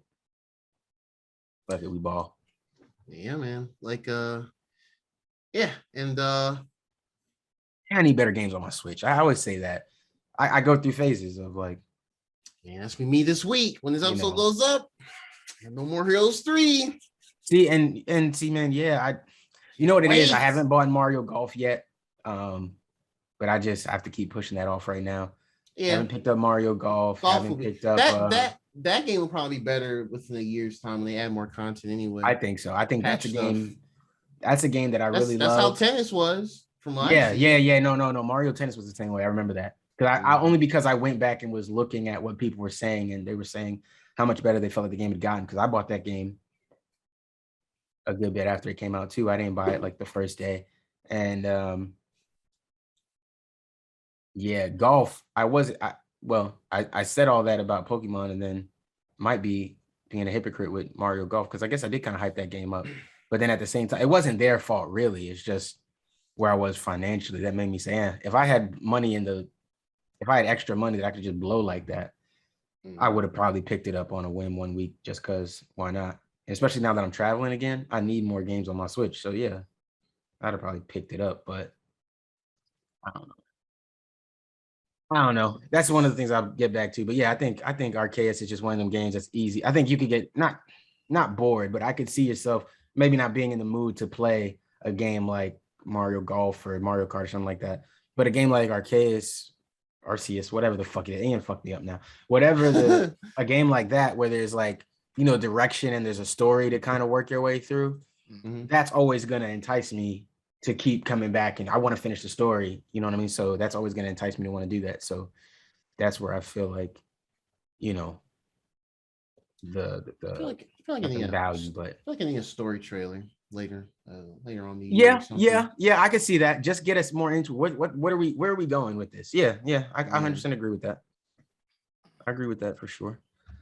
For sure. Yup. All right. But yeah, that was the Pokemon Presents Diamond Pro remakes November. It's like late November, something like that. Late November. It's gonna be before Black Friday for sure, but it's in November.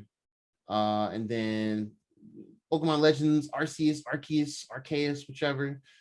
January 23rd, I think. January 23rd. Late January next year. That's not too far. Honestly. So yeah, that was it. It was pretty neat. They got that knocked out. So okay. It's a good Pokemon Presents. Cool. We done got to the spoiler section. Spoilers.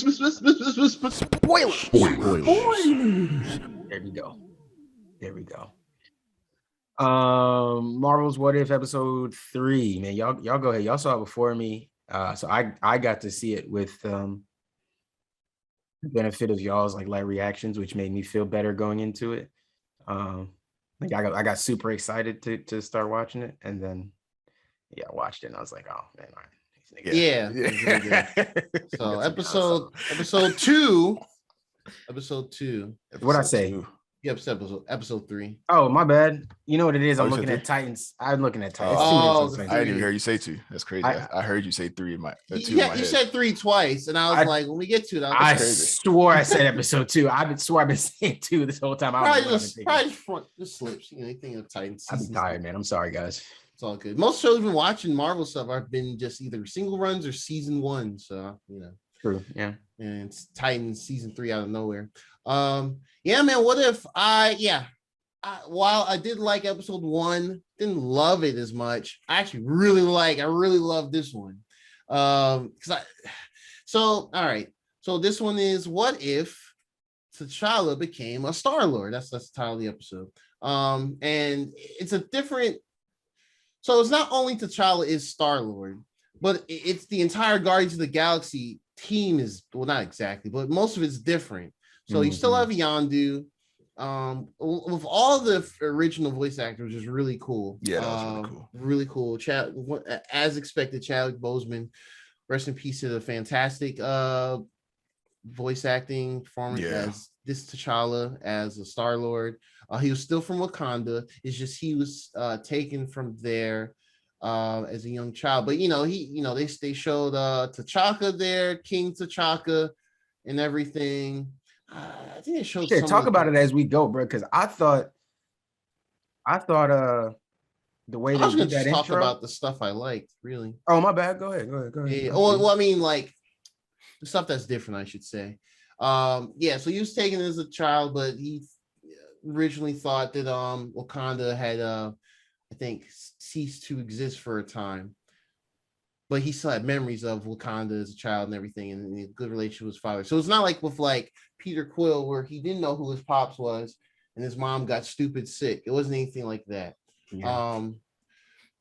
But yeah, like the Guardians of the Galaxy team in this universe, I guess you can say, instead of Gamora, we had Nebula, who had this flowing blonde hair, which threw me off. Yeah, I was like, blonde? I like why blonde? I mean, she was more humanoid. Yeah, she was robot. more humanoid. Yeah. So I guess just being like pretty much mostly robotic or android or whatever, humanoid, as you said. Yeah, more organic with just some of the parts. But no, it was cool. She was more like bubbly and happier and gung ho about stuff compared to the brooding, edgy, I hate my sister as the Gamora. As the Nebula we already knew. No Groot, no Rocket at all. But we have Thanos. Thanos for whatever reason. Thanos is there. It was the wildest thing. Is like he's supposed to be their big bad, but apparently this universe, it was really cool that they showed this, because I didn't even think about it until he popped up, and I was like, what the fuck? I thought he did the snap. So apparently he attempted to do the snap in this same universe, but when T'Challa and them, I guess when he met him, he pretty much used conversation and like coerce him to not want to just delete half the universe. And so he pretty much he just essentially the same thing that they kind of had Falcon positioned as in Falcon Winter Soldier, where he could just like talk people down. Like it was the same sort of thing. I thought it was great. I was like, that is exactly what it was like. Yeah. And so he was like, yeah, just reformed, and now he's just part of the crew, and he's just a big dude, and we see him actually fighting as a normal big Titan dude instead of just chilling with him and talking to him like he's yeah. They showed like you're not worried about this nigga flipping on you or nothing. That was right. That was one of my favorite parts. Like the and they had Josh Brolin there too, voicing him. I was like, wow, this is that was an awesome dope, flip. This is an awesome flip. Yeah, T'Challa's the one that did it. Really, save the universe, man. King T'Challa, man. He's a king no matter where he go, man. He go somewhere else, he still changed the world. My favorite flip was the fact that he's like he is well loved and respected, whereas the original Star-Lord wasn't. Yeah. Everyone thought he was a joke. Yeah. And he was like, everybody, even the enemies that were coming after him were like, oh man, like that was my favorite little sequence right there. Like, oh, you're Star-Lord. Yeah. He was fanboying like crazy. Him, but I'm supposed to take you in, but and then he just joins them. Well, when he had to knock them out, he took them with him. He's like, I'll take him. I don't want to die. Let's bring him with me, man. He was all right, man. He was trying. Nah, that was cool, man. I think they did a great job with this, man. I think so as well. Oh, one point that they were saying at the beginning, I thought it was really cool how they did it. Where, it's a slight dig. T'Challa just being able to kind of walk outside of the Wakandan like force field, just like run outside of it without like. Yeah, I thought that was a little like. Hey, we got to make the story go. I would think that, right, to stop random Wakandan citizens from just walking out whenever they want, you'd have to have some sort of clearance. And I would assume that even though T'Challa is royalty, he wouldn't have that clearance because he's a kid. Like, so for him to just be able to kind of walk out is mad convenient. And then obviously like Yondu being or flying over right there and picking up T'Challa right is You're not supposed to convenient. know But where everything else was fire. I'm not Yeah. everything else I loved, but those two parts are just like, well, that's a little. Yeah, I definitely thought that too. And I was like, how are they gonna snap? How did he get snapped? These were a lot of my like questions even before this aired. I was like, how does T'Challa become Star-Lord? Like, did Yondu and them, the Ravagers, did they just find him? Like, how did they find Wakanda? So yeah, I think you might have said that last week actually. Yeah. Oh yeah, I think I did too. Yeah, that's funny. Yeah, so yeah, it is definitely pretty convenient. That's my only knock on it was that. But other than that, I thought it was dope. You know, he basically wanted to explore the world and the universe, and he just it worked out. And when they were like, yo, this is the wrong kid, he was like, I mean, shit, you can still take me though. Like, I'll still go. I'll down. That was funny too. I was like, he ready to just leave. All right. I was like, well, okay, that's interesting. Like, that's a take I wouldn't have expected to see from, T'Challa either. But him just willing to leave Wakanda for experience and adventure. I was like, oh, that's really interesting. I'm getting, and then for him to come back to the same love, like, yeah, I was like, okay, yeah, they laid it out for a young prince. Yeah. But yeah, so they kind of showed him going out and about. They were at like this little space bar type place, and Drax was there, but he has no relation to them. Yeah, he's just a bartender, and his family's still alive. His family's alive, which was great. That's good. That was, man. Good for Drax, man. That was great. So the interesting thing, that was another twist. And I think it's more of a personality twist as well. So the Collector was the main antagonist for this. Yeah. Before, he was just a quirky, basically a quirky space museum owner or whatever, archaeologist type dude. Just has a bunch of interesting doodads and glass on this skull-shaped planet nowhere. But he was like, nah, fam, I'm trying to get this scepter. I'm trying to fuck shit up, B. He was brolic. He was brolic. He was a big swole dude. And I'm like, huh? And apparently that was the original voice actor too. I think everyone had the original voice actor except for Peter Quill. Wow. Go figure. I think we know why. Well, yeah, true. no, I ain't trying. I'm trying to hear him after Infinity War. But no, yeah. Now I can't remember the exact motivation that he wanted to just kind of fuck shit up outside of just I want to be bad. But I think he just wanted control or whatever. Just how it played out. I think it was just like a control thing. That's what I remember. Okay. Yeah, because I think he had like a scepter, and they kind of did some other the little kind of Thor references. Like they showed the dark elf dude from Thor: The Dark World. And I was like, yeah, why are they showing? All right. And they had from Thor Ragnarok, they had Hela's like Norse helmet thing where you can like create weapons and stuff. So that was interesting because he's all up there and the planet, so they got all the cool stuff there. But yeah, it was pretty interesting. I think through there, when I think the child was trying to look for a way to escape or something along those lines, he discovers a room that interacted with his Wakanda necklace. And it glowed blue, like the blue of or purplish. I think it was purplish actually. Like the vibranium. And he found out that like apparently his pops and them are alive still. He assumed that they died or something, but they were alive. So he kind of went back to Yondu and was like, "What the heck, Yondu? I thought everyone in Wakanda was gone." Yeah, you told me everybody in Wakanda was dead. Yeah. So they had a little spat there, but I think they made up pretty quickly towards the end. Yeah, they did. Which I mean, everything's got to be condensed in these 20-some minute long episodes. So somehow I don't know how to. Yeah, they weren't gonna make it a long fight. I mean, basically because they were still fighting for the right things, and obviously like Yondu wasn't this like criminal dude. You know what I mean? Like they weren't. He had been one, but then they switched him back. So yeah, that's the thing. Yeah, the Ravagers.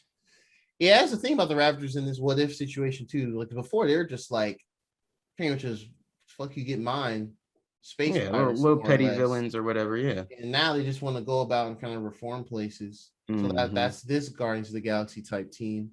Or the Ravagers, I should say. This is Ravagers team, which is pretty neat.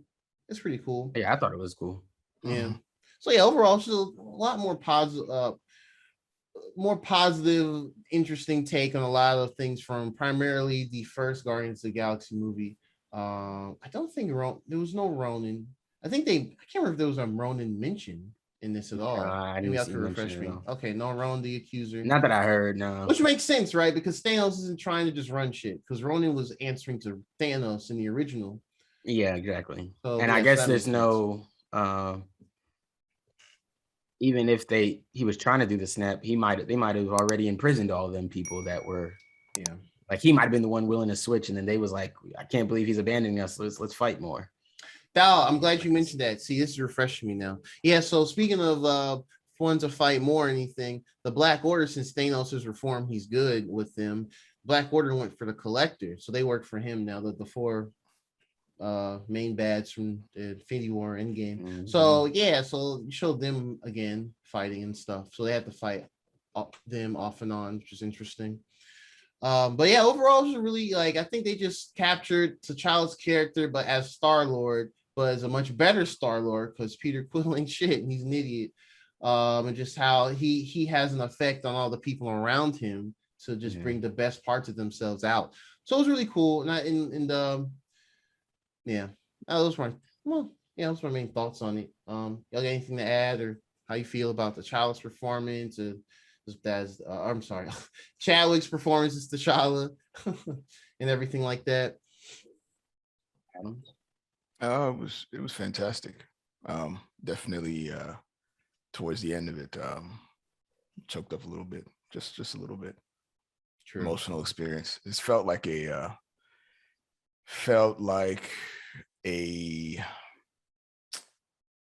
not a memorial, or what's the word I'm looking for? Feel like an end to a chapter or something like that. Yeah. It was it was a good pass. It was a good I can't think of the word I'm looking for, but passing the torch. I don't know. I don't want to say passing the torch. Well, yeah, because they didn't really pass it to anybody. They didn't pass it to nobody. Not really a closing, honoring. Yeah, I would say that. A respectful honoring the legacy that he built around, him playing as T'Challa. That felt really good. A good send off. There it is. Send off. Yeah.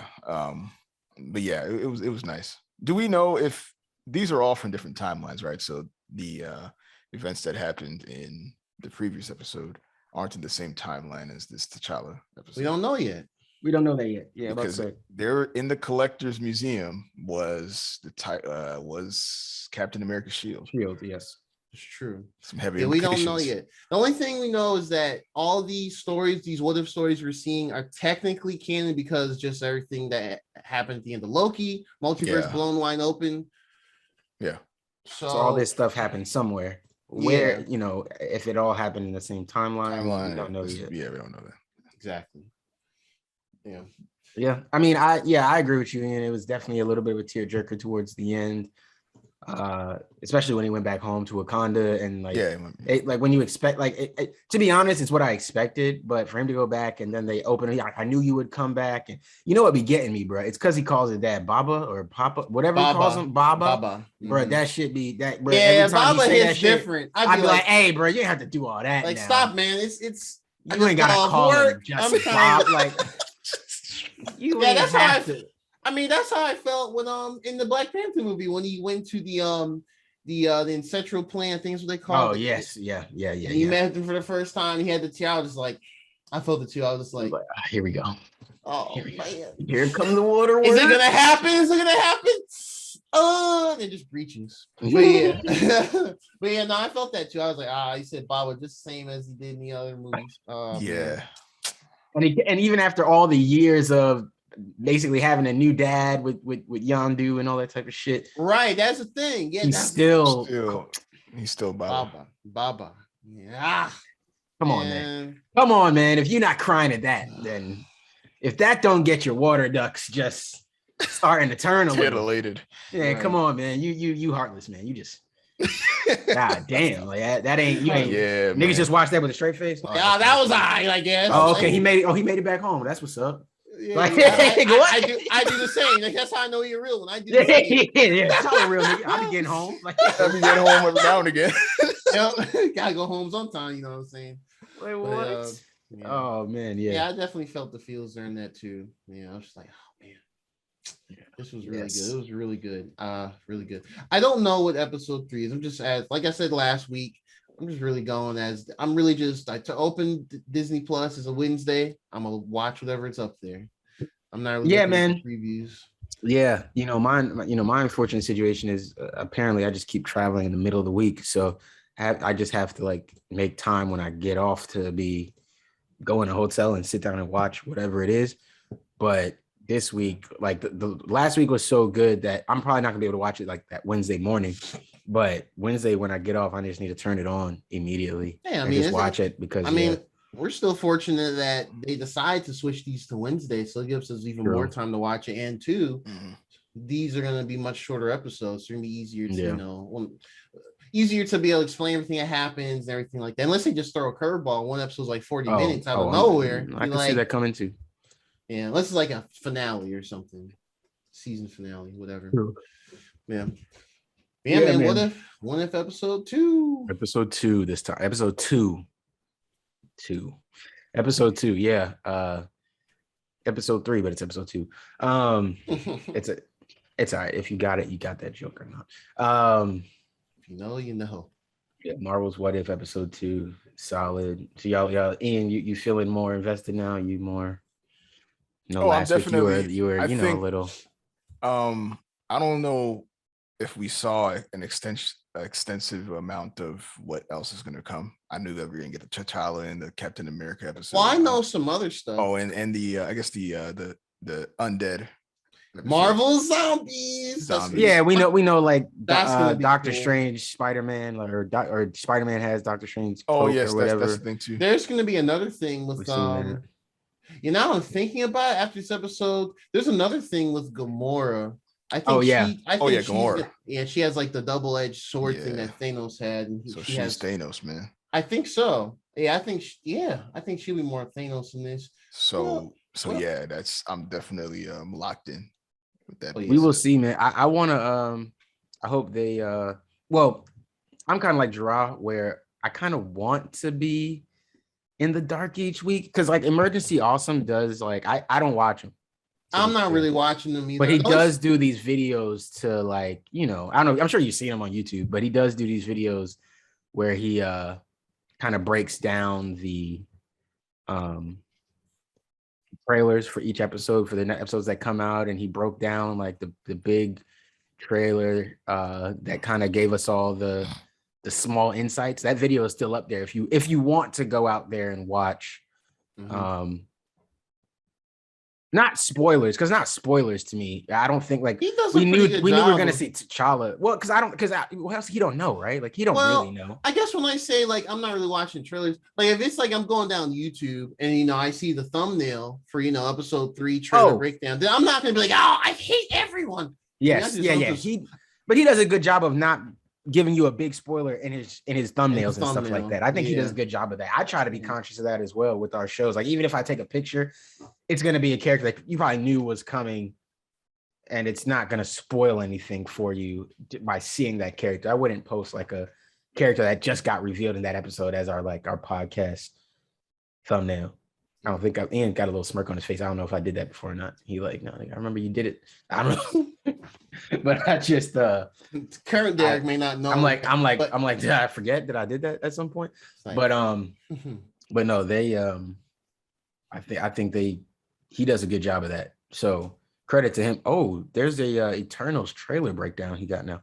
Yeah, I'll watch the breakdowns after the episodes, but I won't watch the preview trailers because I just want to go into them blind. Like I'll watch the trailers afterwards, but the preview ones I'm like, yeah, let me just go in. It's what if it's not even this. Like I don't know how long we've been on this, but I don't think it's more than maybe 10 minutes or so, maybe 15 at most at this point. Like it's the episodes aren't that deep, but they're fun. Like this last one, the first one, I don't think it was that deep.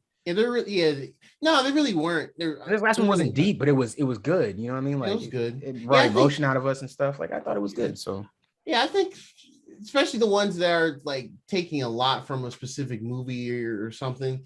Because I think the zombies up. Well, I'm not really sure how they're gonna do the zombies one. I think that's gonna be just a straight up what if zombies hit the Avengers or something like that. Which that's an actual book. Yeah, it came out like in the mid late 2000s. But anyway, I think the enjoyment might be determined on how much like the movie. Like I think they're doing something Captain Marvel. Captain Marvel it's shaky at best. So maybe whatever they do in that could elevate something with that character as a whole. I don't know. Nah, people gonna hate that character regardless, especially when it comes to the MCU live action. They might. I mean, look at Ian. I mean, it's not Ian. Not even the same because Ian was consistent. He was like, I don't like Captain America. I don't like male or female Captain America. Yeah, and that's fine. That I understand. But it's gonna be some people that's gonna be like, oh, I love this Captain Marvel in the show, especially if they make it like a man or something like that. I don't really dislike her character. I don't dislike her character. I could see them doing it's the movie that just was. Do we know what they might do with that one? I don't think they've said anything about Captain Marvel and What If. Because I could see them doing I don't know. I'm just what's her name? What's Captain Marvel? Monica? Oh, Monica Rambeau. Yeah. What if Monica Rambeau ended up being? Well, actually, that'd be perfect because she was Captain Marvel and she was the first Captain one. Marvel. That would be perfect. That would be a cool way to introduce that old character. You get a little different. That would be a cool way to do that. Good. Whether they do that or not is in. But that see now what you done did now, Ian? Now that's what I want. Now I really and when they don't do it, when they just make it some white dude, I'm gonna be pissed. What if Mr. What if let's tell the original story of Marvel. Like, hey man, I don't want to see this shit. Well, funny enough, Kevin Feige, I don't know, he went on like a spree of doing interviews this week about just multiple things. One of the things he said, and they confirmed, which is, something it's not really like, it was really like a foregone conclusion. He pretty much said that when they do get to What If season 2, it will incorporate phase 4 stuff. So like the movies that's coming out now, and then I'm hopefully the Disney Plus stuff too, maybe. I don't know about the Disney Plus stuff right now, but at least I can expect the movie stuff. Okay, that's what's up. Yeah, I hope they include some of the Disney Plus stuff too, man. I hope so too. Yeah, for sure. But yeah, so episode 3 on Wednesday as usual. Just looking forward to what's next. For sure. We're excited. Short 4. Look at Gerard. Look at him. Look what he does. Here? Look what he does with us. Look what he does. Just take it and you flip it. And then you flip it. And then you just flip it. Y'all niggas is something else, man. Okay, man. All right, last topic of the day, folks. Last topic of the day. We've got Titan season 3, episode 4. And we get to see some of our aftermath of the first 3 what the fuck episodes. They weren't what the fuck episodes, all of them, but the last one was what the fuck. And now we get to see the what the fuck acting. Marvel got what if, and we got what the fuck. Because perfect. We'll get that acting. How do we even start? It's all right. Let's just get the elephant out of the room. Yeah. Go for it. And I'm glad they got out of the room within that 40 minutes. So one of the first scenes, if not, it might be the first scene. It was a little bit in there, but yeah. A little bit in. Oh yeah, you're right. It was a little bit in. Beast Boy and Superboy. They're in the kitchen. Kind of an awkward exchange where Superboy feels like shit because he felt like he wasn't fast enough in being able to save Hank. And then Beast Boy's like, man, don't just keep blaming yourself. Don't keep blaming yourself. And he's like, why would I listen to Mr. Green Tiger? And I'm like, this is some peak petty ass. I was like, where would this? I don't understand where it came from. Is my thing. I'm like, yo, that's been your guy since you've been here. How on earth did you flip on him this fast? Because he's sad. Garvin looking after everybody. Yeah, right. Shut up. I was like, fuck you too, then, bitch. I'm walking that way. Yo, that shit was wild. That was crazy. Then he saw, and then Dawn walks in. Dawn walks in with a big smile on her face. I pulled the trigger. Do y'all know anyone? Don't be mad at yourself, Connor. I pulled the trigger, not you. Y'all know anyone that has a smirk when they're grieving? for someone they love. Oh, From someone they actors, really love, desperately the love of their life, and they're smiling at is it in like their a death. nervous? Is it like a nervous tick? Like I've I had have that nervous where, tics. like, I have nervous tics as well. Like I mean, I don't need to bring it down a bit, but when I'm at funerals or whatever, I'll have like a random smirk from time to time, but it's not because I'm laughing at yeah, you might be funeral reminiscing death. on something. Yeah, I'm Exactly. reminiscing, but it's just like a weird, like a coping mechanism. But Yeah, actually, she looked like the acting, I don't know, the acting director guy, whatever, was just like, all right, don't frown. bro, don't ever send her to your Literally. funeral, man. If you want to feel worse about yourself. Jesus Christ, man. Yeah, like she kind of had these half smirks when they were hugging and like, oh, I miss him and all that. I'm just like, do you? Well, she killed him, so I think she told her straight up how she feels about Hank. She was ready to get away from him, sick of him. Fuck it, I'm gonna pull this trigger. She's like, hey, yo, I know the fan base don't like my character, my acting, so I'm gonna write myself out of this. Let me write the Deuces. facts. I really hope this is what's gonna happen. I don't need her come back episode 8, like an episode. Oh, she definitely coming back at the end of the season, bro. It's gonna be called Dove Part 2. Like, you know she coming back at the end of the season, bro. Stop telling me things I know, Derek. Let me live this illusion. Nah, bro. If we gotta live with it, you gotta live with it too, nigga. She coming back end of the season. Hey, Gerard, you said her acting was better in I thought it was a tiny bit, but clearly I said you were being nice. I'm fucking wrong. Oh man, because what did we see? I thought she frowned a little bit in episode 1, a little bit when they were like, and when they were going at it, when they were arguing, they were arguing. It was a little bit of emotion there. It was a little bit, but now she just like that was probably an accident. Back to my ways. Whoa, hey, you showed a little too much emotion in this one. If you could pile that back a bit, we don't need any of that. No. We want you to look completely emotionless no matter what's happening. Yes, that's your role. That's your character development. Does anybody else feel the same way that we do, or is it just us? I'm raving about how terrible. I don't go look because I don't care. She's terrible, and I'm not about to let people make me feel like I have to say she's great because of anything. No, she's not good. She's not a good actress when it comes to showing emotion. Sorry, that's just what it is, bro. I'm sorry. She's not good. She's not good. I don't know what else are we doing about it? She's not. We don't got to argue. I don't got to see nobody else's opinion to validate my opinion. It's not it. You're not that woman. Not that. My guy, you're not that woman. Yeah. Well, I found the Titans subreddit, so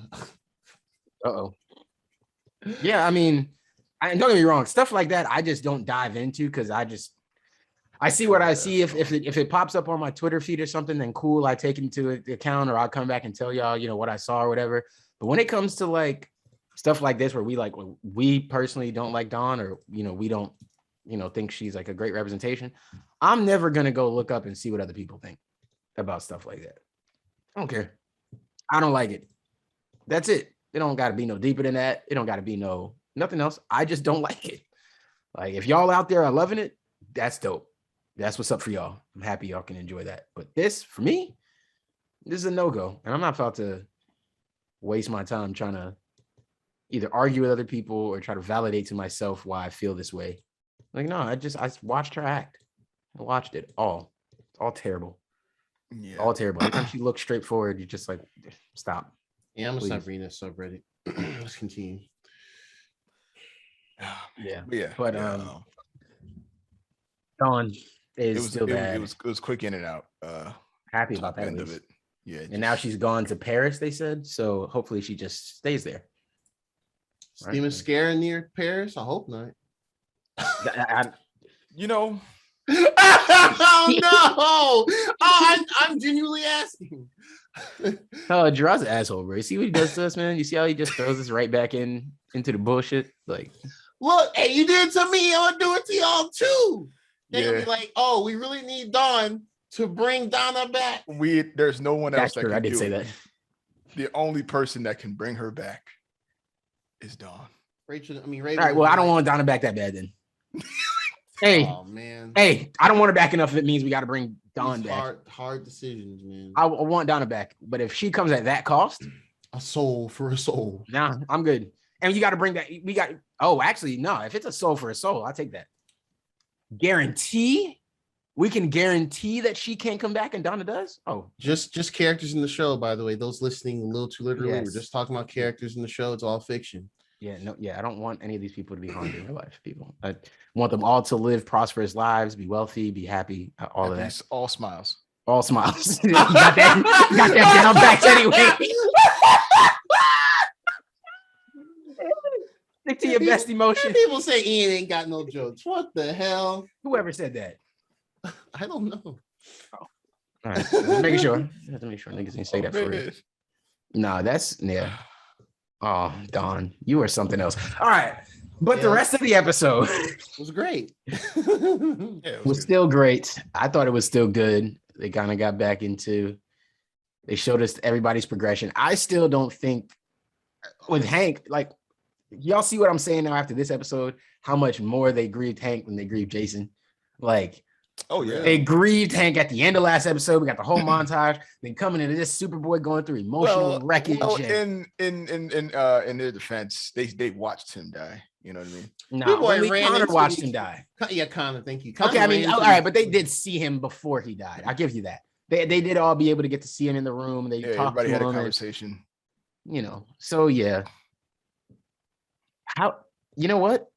You think that maybe, well, we all agreed that Raven's acting was getting better towards the end of season two, right? Like we figured season 2 was better. We all agreed on that. I think just the actress. I think the actress is also growing into the role more because she's growing up as she was a kid. Yeah. I'm not knocking her. I don't want it to seem that way.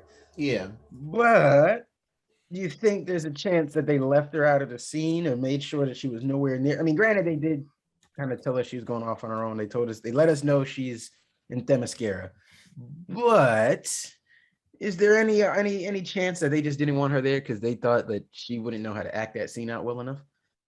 Like, you know, we already got Dawn here. We can't send her anywhere. So look, we're not about to risk this with your ass too. Like, you're not. We don't want to see no emotion from you. You're over there saving somebody else's life. But then doesn't that mean we eventually have to see some scene where she comes back and she's like, did they call her on Themyscira? They got phones over there. How does she know what happened? She heard about it in the news. And the only other, you know, I made a slight dig at Marvel's What If, so I'll make a slight dig at Titans. They ignored that part of the Bruce's manor just blew up. Oh yeah, I was just about to say. They just ignore that. Like a whole the kitchen section. The kitchen is fine though. No, immaculate. The kitchen is in perfect. Like Alfred was still there, immaculate, bro. Right. That's immaculate. That kitchen looked, and there's just a part of the house just blown out. Nobody else in Gotham heard the explosion. No, like sometimes these shows are just funny because they just don't address. They just let little things slide, and we just like whatever, fuck it. Like that's funny. Brainstorm all the possibilities after we do this scene. Like, okay, this room exploded. How did this affect everything as a whole? Okay, well, probably some rooms got shaken up. Somebody nearby might have heard it. Maybe they'll give us the insight in another another episode. Maybe they'll flash back to it or something. I don't know. Just to me, I that's what I noticed when I was looking at it. I was like, yeah, that's a little weird that they allowed it to go that way. But okay, outside of that, we got to learn a lot of key information.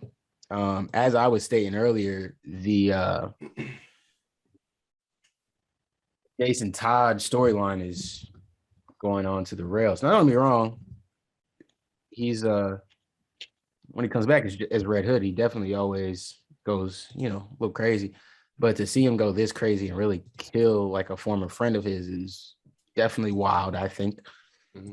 So that is definitely like a very interesting point to see that play out and seeing how everybody reacts. Nightwing seems to not believe that Jason is fully in control of himself.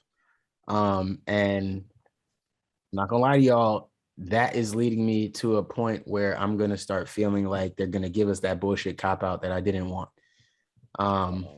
That's what it looks like to me based on what they're showing me. I could be wrong. I hope I'm wrong, but that's what it looks like because if Nightwing doesn't believe him, and then he got scared, and obviously we dropped a spoiler drop and everything, kind of going a little out of order, but if Scarecrow is the one who is manipulating Jason and telling Jason what to do, or become his protege, as Nightwing called him, Jason's what part of Jason doesn't seem to be in his right mind?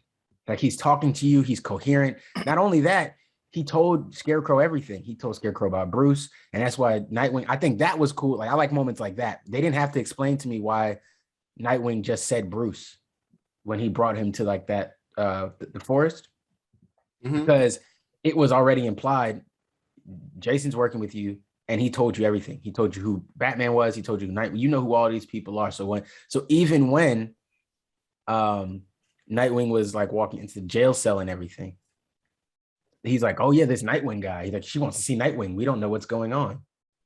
He knew. You know what I mean? Like, he knew. Oh, I know you're Nightwing. You know what I mean? So like, those are cool implications of things where the show doesn't have to handhold you, I think, and can still teach you something really cool, or still show you something cool. But yeah, let's back up. We got to see that Dawn has gone to Paris, thank goodness. And then we get to see more of Starfire having her her vision stuff. I got all I wanted. You did. You got it in the next episode too. I didn't expect that, but yeah, I mean, I'm glad it came as fast as we did. We got Blackfire. She hasn't wilded out yet, and maybe she won't. The way it was implied made it seem like she was supposed to be a villain, and I think she's still going to end up a villain in this. But for now, she's playing ball. So yeah, we like that. That's cool. We got to see them together. I like their kind of what's the word? Their back and forth relationship. You know what I mean? Oh yeah, like Blackfire's like, you made me who I am. Everything I am is because of you. And mind you, I just want to note this, and this is not me trying to make this a Marvel DC argument or anything, okay? But you see how the scene between the two black women in Titans was written versus the scene between the two black women in Loki was written.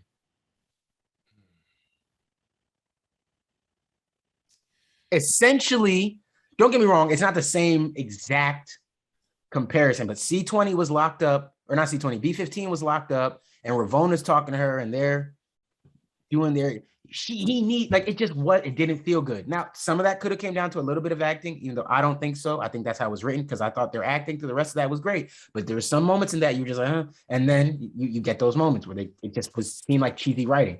This, I felt like a more natural conversation between two sisters who have a troubled, checkered history, but she's still like, I'm not leaving you in this cage, though. Like, I'm not gonna leave you in this cage. You're not just gonna stay here locked up forever. So another Titan causing their own problems, essentially, similar to Nightwing causing his own problems. But I thought that was great. I thought their interaction was great. Y'all, does that make sense to y'all? Like, that sound crazy? Does that sound like too woke or something? I don't know. Well, I think it's interesting. I think it's interesting. You look at that and you thought about how the black women were written in Loki, just because, like, I think those are the quality of writing for the situation that they're related in was a little different. Yeah. Okay. I mean, Blackfire and Starfire are siblings. I mean, we kind of, even though I know some of the gist of Blackfire's beef with Starfire and why she's pretty much a villain. We'll see how the show takes her as far as the character, but yeah, and we understand, like Starfire, Coriander is royalty. She's like ex-heir to the, she's princess, ex-heir to the throne of Tamaran, and that's why all the other Tamaranians, yes. Okay, there we go. I was gonna let you try that one. I want to see. I was like, oh man, ride or die, let's get it. But I want to see where you're going. That's dope. You got it right, man. Look at you. The Tamaranians. They're all just like, yo, what's good, Corey? And they chilling. But yeah, but Blackfire obviously, despite the the lesser sibling being recognized syndrome, whatever you want to call it, she just kind of taking it out on just everybody else in the universe. So yeah, so and she's definitely y'all gonna learn about Blackfire. Yeah, and I guess I'll look at it like this in this episode. Dawn's gone, but Blackfire's here. Call it an absolute win. Soul for a soul. We'll take those. A soul for a soul. Yeah. Take those, man. Man. But yeah, but no, it was interesting. They just were like, oh yeah, she's already captured it. Because I was expecting to be like, haha, I got you, bitch, and they just scrap immediately. Yeah, come down, or yeah. I expected her to either like come to Earth in some sort of invasion, or like you said, once I saw that she was captured, I was like, oh well, it's a fake capture. I'm sending out these signals to you to get your attention, and once you get here, it's game time for you. Like it's over. Like that's what I was expecting. So to see her, not end up like that was interesting for sure. What happened next? Yeah, I mean, so we got that whole sequence. I did think they played it really well. The guy who was a scientist, I thought it was pretty funny. She's part of the government, and like like first of all, I'm taking my sister now. I've decided like I was gonna let you keep her, but now, I'm gonna take her. Yeah. I did think it was cool that she still beat Blackfire's ass. Even though, like as she should. Gave her the good hands. Yeah. Merry Fistmas, as some of them say out here. She definitely rocked her ass up. People say that, Ian. I didn't make that up. I just have to say that to validate myself because Ian will think I made that up myself. Yeah, no, I gotta defend myself. He was a funny character trying to stop them and stuff. You guys can't leave, and they're like, "Look, man, you sure? Look, man." He's like, "You know exactly who we are." She's like, "Well, there's a chance your powers aren't fully back," and she's like, "All right, how do you want to find out?" And guess what? This nigga can turn into a tiger, and he ain't got no power reduction at all. So right, Beast Boy just there. Like, fam, please don't do this. Like, I'd be fighting like villains, and come on, man. You're a dude in the lab coat. Like, I don't need the powers, honestly. Like, don't do this. And so, yeah, he eventually just kind of lets him go or whatever. I did think they kind of did the overkill. I liked it though. It was overkill when she was leaving the little bottom part where she just blasted the. Oh yeah, you just blasted the whole cap off. I was like, all right, bet. I get that. Well, I guess you're leaving. My powers are still here, bitch. Yeah. I still got some powers. Don't trip on me. Yep. And I don't care if y'all find this government facility in the ground. Like covered by some grass. It was covered by some grass and it was cool. And then now it's boom. I don't know. I thought that was funny. Now there's just a big hole in the ground for somebody to find. But yeah, I thought that was a cool way to introduce Blackfire. We got to see that there is some sort of tension between them, even though, but you also, I think it was a good job they did because now you also still know that even though there was whatever tension they had, Starfire still didn't want to leave her just trapped up and nothing like that. You know what I mean? Like, it's still okay. That's still your sister. Like, there's still some love here, and I thought that was good to see. So, we take those. It's always crazy that the guy was like, "Oh, we have stipulations in place to keep her contained well after we pass on," because Starfire made it clear that it's gonna be like hundreds of years. She's not going to die anytime soon. She's not going to die anytime soon. And not naturally just laying there unless y'all kill it. That was wild. I was like, wow. But even that, if you've got those things, then why don't you have a plan to try to contain her if she was to escape? Especially if you know that when she initially escapes, she won't have her full power. Why would you not? You know what I mean? It's a weird containment situation because there was only one person containing her. That's true too. Someone who is so powerful that they had to dampen her powers with that thing, that containment cell. Like, yeah, I think it's weird too, man. I'm on your side. Weak scientist.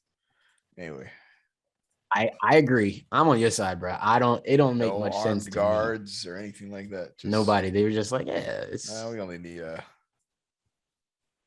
just send this guy. Hey, you got it, right? It's just like regular jobs where they send somebody who they haven't given all the proper tools to go do some really important shit just because, and then you get there and you're like, wait, I'm supposed to be doing what? And then now you got to work twice as hard to keep up. Same type of shit. It was like, hey, bud, you want to go do some research on an alien life form for us? Yeah, I'd love to do that. Great. It's Blackfire. She's not dimensional, but a universal threat to like universe security. You're just gonna be down there by yourself though. Nah, yeah, get some chips, some snacks, some music. She's gonna be in a cage. So long as you don't open this door. Don't open that door. Be okay. And even if you open it, you'll probably be all right for a little bit. Like I just like, yo, like what I don't know. That was a little Almost as if they said, yo, if she gets out, try to convince her to go back in the cell. But if she doesn't, then it is what it is. basically. That's what they told that man. Not a stern just wing it. word. Yeah, she won't get out. She'll probably be fine. And if she does, it's kind of not our problem, right? We got superheroes. They'll figure it out, I'm sure. Right? We have the Titans. Yeah, we got Titans, man. They'll figure it out. They got it. I believe in them. So that was a cool way to introduce Blackfire. We got to see Starfire. Starfire kept beating the shit out of Garfield when I don't know if that's just who she kept being around when she was falling asleep, or because to be fair though, she only did it when he was around, and like they weren't separated, and then she would go find him. So at the least, we know that it wasn't a situation like that where like Blackfire was targeting Garfield, which is what I thought it was initially. He just happened to be around every time. Mm-hmm. Every time in this episode that she did it, because when she was doing it in the first couple episodes, he wasn't around. So it's only this one where it's been every time she kind of goes off thing. But you'd think she would have talked about it to more people in the Titans because they'd understand. At least I would, and maybe I'm just being naive, but I thought that she would have, been more willing to talk to Dick and everybody else about what was happening because of everything that's going on. But I guess, she was saying that she felt like I'm supposed to be, when I thought it was hilarious. The best part of Starfire's thing, then we can move on to the Red Hood stuff, is I thought it was her at the end, not the end, but when she called the therapist dude and she was talking to him, and then she was just like, he was like, yeah, he's like, you're just feeling emotions. It's natural. You're human. And before she said it, I was watching the episode and I was like, well, bro, let me tell you something. You might know she a Titan and all that, but she not human. And that's when she realized, I can't talk to you about this. I like you, you're cute or whatever. I'm interested in you, but you just a guy. Like, you don't understand what the fuck I'm dealing. You have no idea. And she's just like, yeah, well, that's the thing. I'm not human. She's like, I don't even know why I called you. My bad. My fault. I fucked up. Shouldn't even wasted your time. I thought that was really a cool moment. Because she's not like y'all. She's not the same. And she shouldn't feel emotions the exact same way y'all feel emotions or nothing like that. So I thought that was fire. Worth the Raymond. Where else? And now Red Hood. The main plot, the A plot, I guess. Our A plot, right? Yeah, our A plot, at least for now. For now. So we learned, like I said earlier, that Red Hood has been working with Scarecrow, which was kind of implied to us, I think, early. Whether you fully caught it or not, I was trying to make sure we didn't give out any crazy spoilers, so I didn't specify that last week. I kind of picked it up. It just came out yesterday, so yeah. I kind of was expecting it really because episode 1, Jason Mans was taking the whole pills and was like, roid rage time, let's get it. True. And then they showed within the same episode, Scarecrow is there working with them to and he knows so much about the Bat family, just besides the history of being a villain, but just everything while he's been incarcerated. So I'm like, all right, well, I will not be surprised if they've been in cahoots, and Jason went off the rails on his own. Way. Yeah. So I'm curious to see what they do here. And I guess get y'all thoughts on it. If they come and tell us, if Dick says that he thinks Jason is redeemable and that this is really Scarecrow's fault, would you accept Jason being redeemed?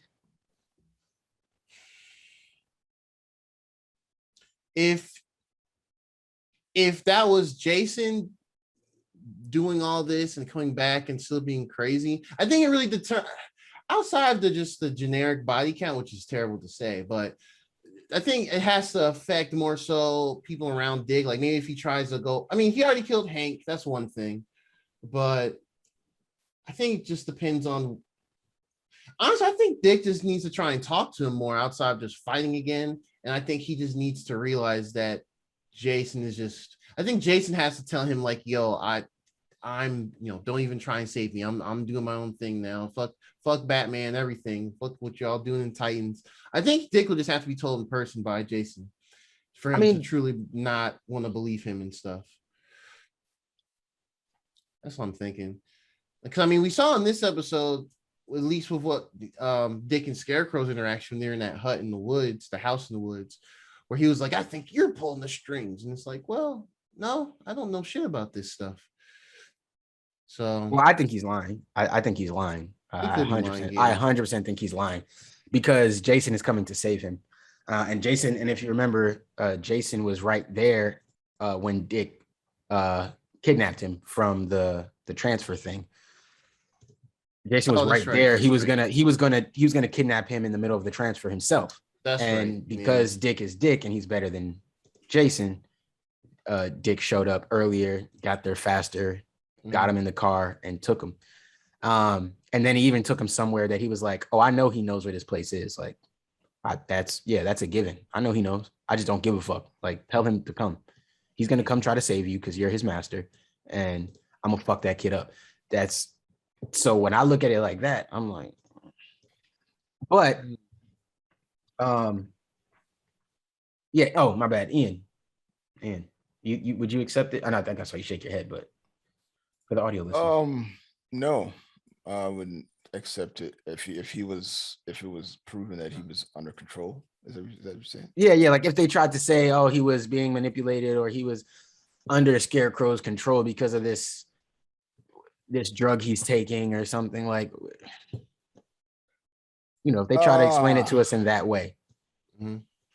Like, Scarecrow has some special thing in his drug that lets him make him do these thoughts or whatever. Okay, I would say maybe yes, he's redeemed, but I don't forgive you for what you did under the control of. I mean, a part of me is like, yo, you willingly took the stuff. You weren't forced to take it, and this is the effect of it. You're responsible to a degree still, even if I think you were not in your best mental state with the stuff. Yeah, I was gonna say that. I wonder if that is one of the main like beat points here is mental health and how far it could drive people. And obviously, this is an extreme case. We're talking about comic book characters and stuff, but somebody who's already depressed or really dealing with problems, you know what I mean? From the whole first season, everything Jason was dealing with, from feeling abandoned by Bruce, being sent out to San Francisco to play with the kids, to being in, and it's funny because basically everybody was older than him, but then from being there to feeling like he's not fully part of the group and not, really as loved by everybody. And then going from there to finally finding a girl who's kind of like him, but then finding out she's the girlfriend of the nigga that's trying to kill them, or the daughter of the nigga that's trying to kill them. And then, like he's been through a lot of different shit that if you're looking from the outside in, you say, yo, his mental health, like somebody should check on him. And I think it's also driving home the point that Dick and Batman are similar in that Dick pays attention, but he may not be the most forthcoming, maybe, if you want to say like that. Like he may not sit you down and be like, "Jason, what's happening, buddy?" But he's picking up on kind of what's going on, versus, especially when Jason's around him, whereas Bruce just ignored everything. So there's like a mental health discussion here of like, hey, check on people because once they snap, there's no guarantee you can just bring them back. You don't know what they're capable of doing. But I would also call it lazy writing if they were to just say he was under this influence of some super powerful drug from Scarecrow, and that's why he did it. He's remorseful and regretful, and he's crying. And the only reason is because of the scene we saw in episode 3, where that's how he got Hank there, by saying, "Oh, this guy is controlling me," and he did all of that. Now, that could have still been done under the control of Scarecrow, right? Like it very well could have been.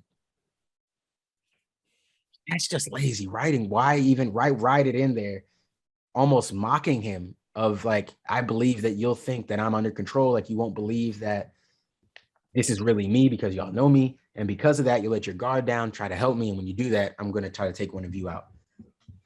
I just don't know that we're in a place where he should be redeemed or can be redeemed within this season, at least. Maybe next season towards the end, you can convince me that we're gonna have multiple arcs. Yeah, I think I think he's gonna do one other thing that's gonna really I think he's gonna force Dick to just not try and lean on trying to redeem him, and they'll shelve him until much later. And I say shelve because they're gonna have other story arcs going on. Yeah. No, I get what you mean. Yeah. So yeah, we get to see that. We get to see that play out. And then basically, Nightwing takes Scarecrow to the forest where Bruce trains the Robins. It's a fucked up forest. But obviously they're trying to show us here that this Bruce is a fucked up Bruce. And taking him to this forest and throwing him out there. And I thought it was so cool when Nightwing told that story. Now, y'all know I'm a Nightwing fan. Like, that's my guy. That's my favorite hero, whatever. So when he told that story and he just got in his shit and he's like, yeah, Wolf sent us out there and I was scared and da-da-da-da-da. And then he was like, whatever, the whole story he went through. And then he's like, the thing about that is, and once he said that, I was like, oh, he about to get in his bag. Like, he about to say something.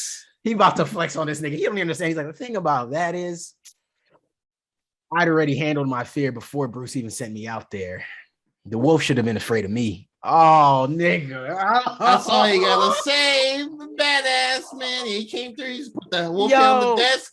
On the table. We all expected it, but he still did it. It was like, boom. What next? It's like, oh, shit.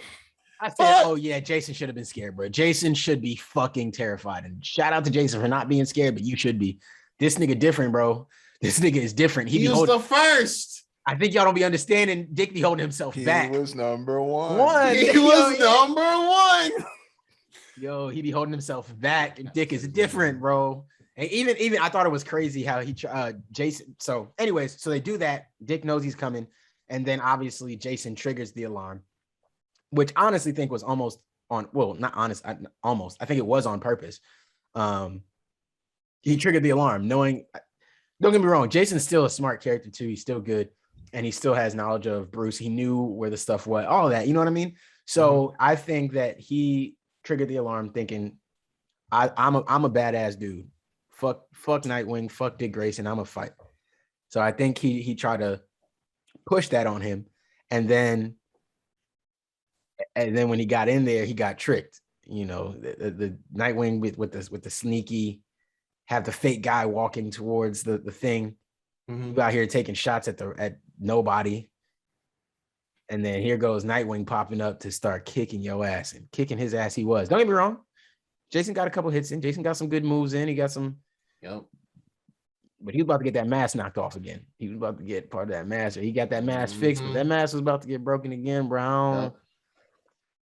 He was in for some tough shit, man. Jason was until, as always, the police show up and fuck up everything.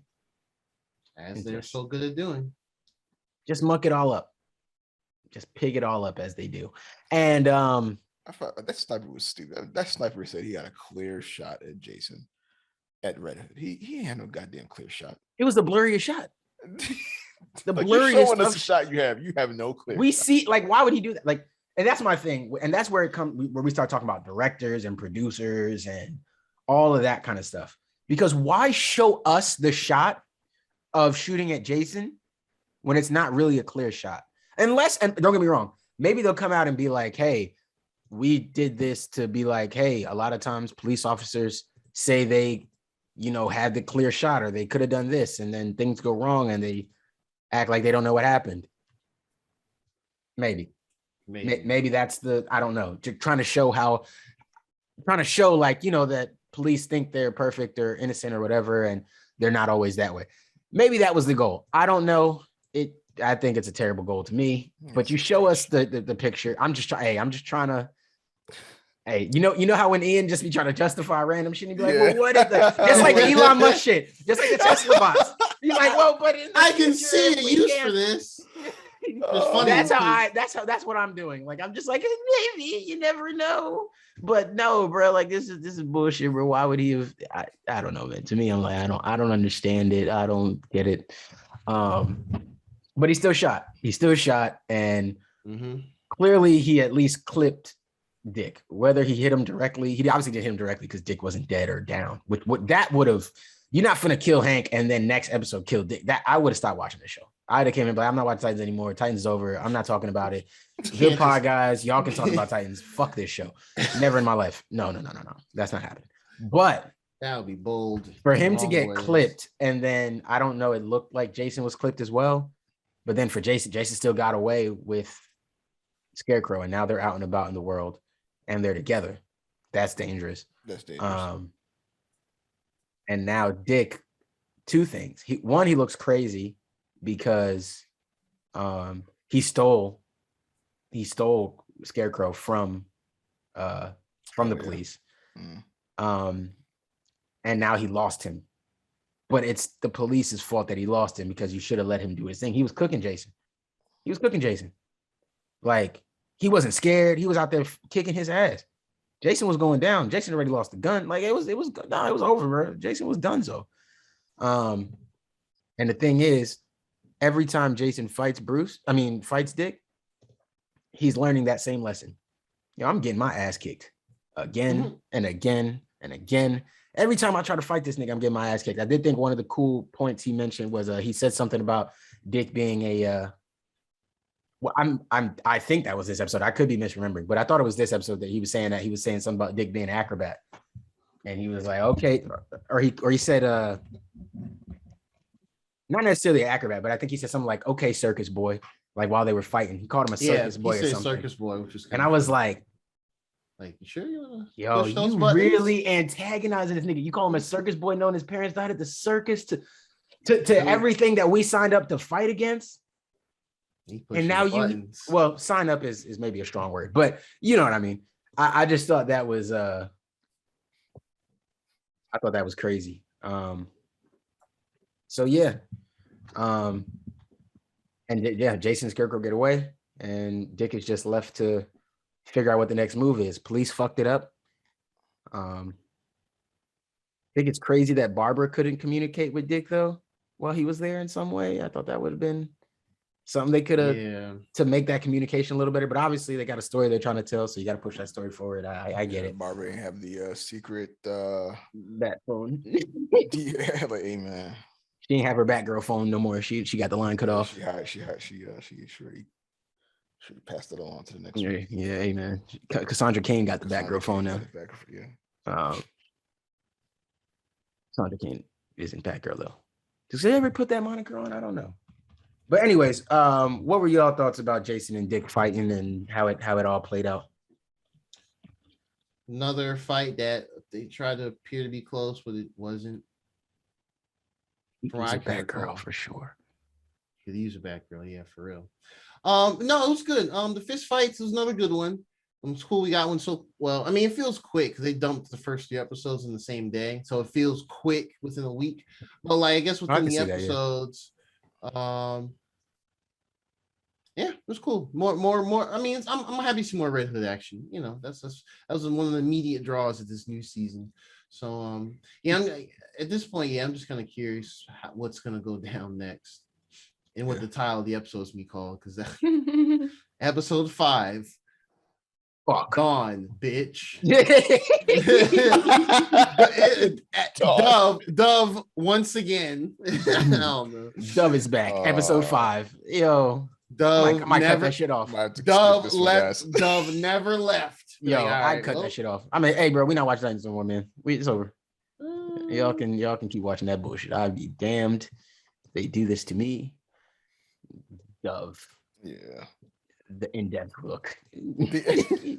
Dove the series. Dove series on CW. Warner Brothers. Warner Brothers and DC announced Titan spinoff Dove. The wings on the wings Kids. Of justice. On PBS Kids, because only kids can understand why she's laughing through everything, because they don't know what the fuck's happening either. That's Teaching it. them how to mourn. Yeah, mourn with Just laughter. smile through the Mourn pain with and laughter. laugh. Smile through the pain. Smile through all your pain. Did you kill the love of your life? Hey man, if you got to smile, no one can take that from you, kids. yo, first of all, 2 you weeks killed later, that man. What's up with you? Dawn spinoff series canceled before episode 3 airs.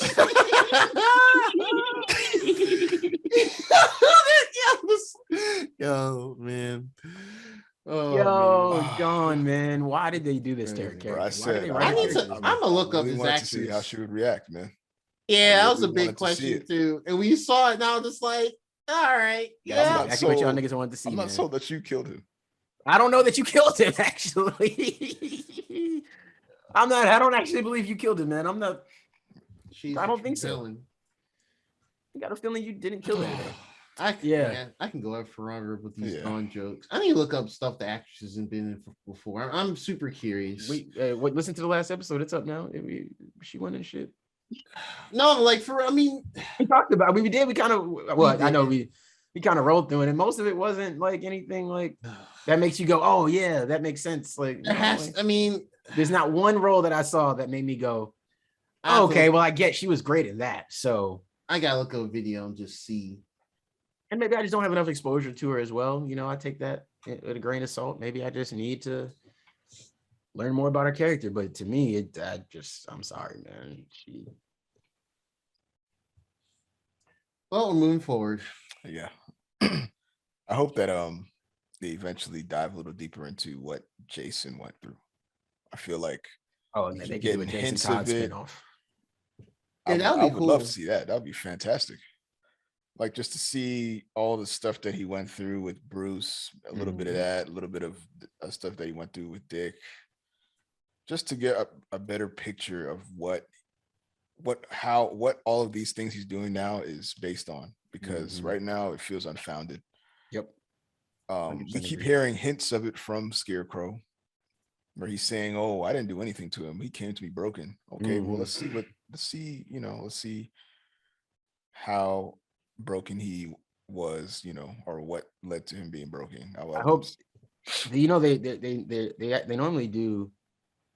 They're pretty decent at doing back like flashbacks is what I'm trying to say. I'm hoping for a flashback. Yeah. So I under the Red Hood, that's easy. Oh man, that's a win right there.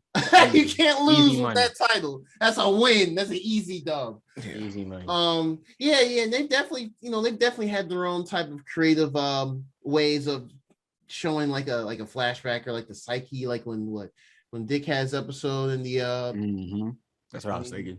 In jail, and some of the stuff with with Deathstroke's children. Oh yeah. And maybe that could lead to his maybe some sort of redemption arc starting to, turn. I'm still on the other side of that because like a justification type thing. But I don't know. You killed Hank. You killed Hank, man. I'm sorry, bro. You could have been how broken were you that? No, he did deserve it, but he shouldn't have done it. Well, he shouldn't. I mean, he deserved it. He wasn't looking for it.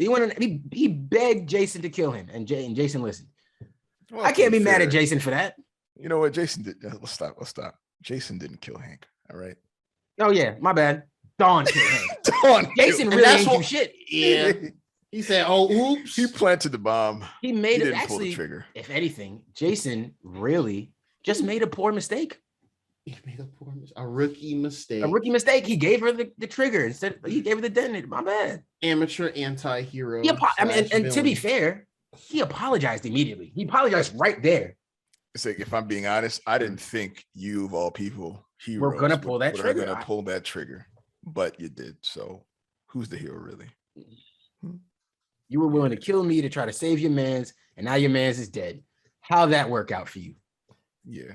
Instead of I'm sorry though. My bad though. My fault though. Yeah. Instead of coming together to figure out how to solve the problem, you came to me. Came to me, and where'd that end you up? Killed him faster. The timer wasn't even up yet. Killed him quicker. There were 30 seconds left on the clock. Way more efficient than I ever was. Record time. Man. You ruthless out there, man. I see you. Oh man. Yeah, no, she has to leave because you understand the mind games Jason would have played with her? I'm killing her next. Like, no, I could have, or not even killing her. You just use her to manipulate her through her trauma. Like, don't get me wrong. I know there's like, they're trying to tell us this comic book story and these superheroes. So there's like certain shit they're just like moving through. But in a perfect world where they can like really dive deep into shit, this is a way deeper show because there are a lot of beats in this show that they just don't go deep on. That they could, because why don't make Dawn leave? No, make her sit. If she was a better actor, make her sit right here and have to deal with this trauma while trying to make up for it with the team. Yeah, she really only and then she interacted with Dick, who saw her do it and also used to smash and loves her. And then, and I don't know if y'all caught this, she invites him to come to Paris with her. I did, yeah. Your man's just died and you right back to your, all right, man. I'm just saying your man's just died and you back. It's toxic. That's what it is. Right back, bro. No breaks, my nigga. Bye, Dawn. Like, come on, man. Work with me a little, Dawn. A tad. She can be smiling through the whole thing too. Oh my God, you're so crazy, Dick. Oh my goodness. That's more emotion than her normal act. That's more emotion than normal acting. Dick, you're just you're so crazy. Yo, first of all. Yo. Stop saying it like that. His name's Richard. His name is Richard. Nah, because it's only funny because listen, all right, think about that moment when y'all go watch the Rory and Maul. Oh no, that's exactly. You watched right. it? Yeah. So it's all right, it's the same. Wait, y'all actually watched it? Oh man. If you just watch at the end, watch the whole thing, but the shit that, because it's a couples therapy thing. So it's Rory and it's the same girl. It's the latest one, right? Yeah, and the girl. Oh, she's a good actress, man. She is that. They need her to be Dawn. Bring her back as Dawn. They need her to be Dawn. She knows how to show emotion. She's funny, man. And the shit that she getting off in that episode is definitely Dawn. In this episode. Yeah, for Dick, oh my God, you're so crazy. Just come to Paris with me. We can just escape all this together. No, if you need to escape, I'm fine. I didn't kill my friend. Wanted murderer. How's that sound? Kill my friend. You blew up half of Wayne Manor and killed our friend. You did that. The nigga you left me for. So I'm just saying, no, I'm not coming with you. Because niggas around you seem to die. And I'm cool. You out here killing your mans off. I don't want to be next. I'm all right.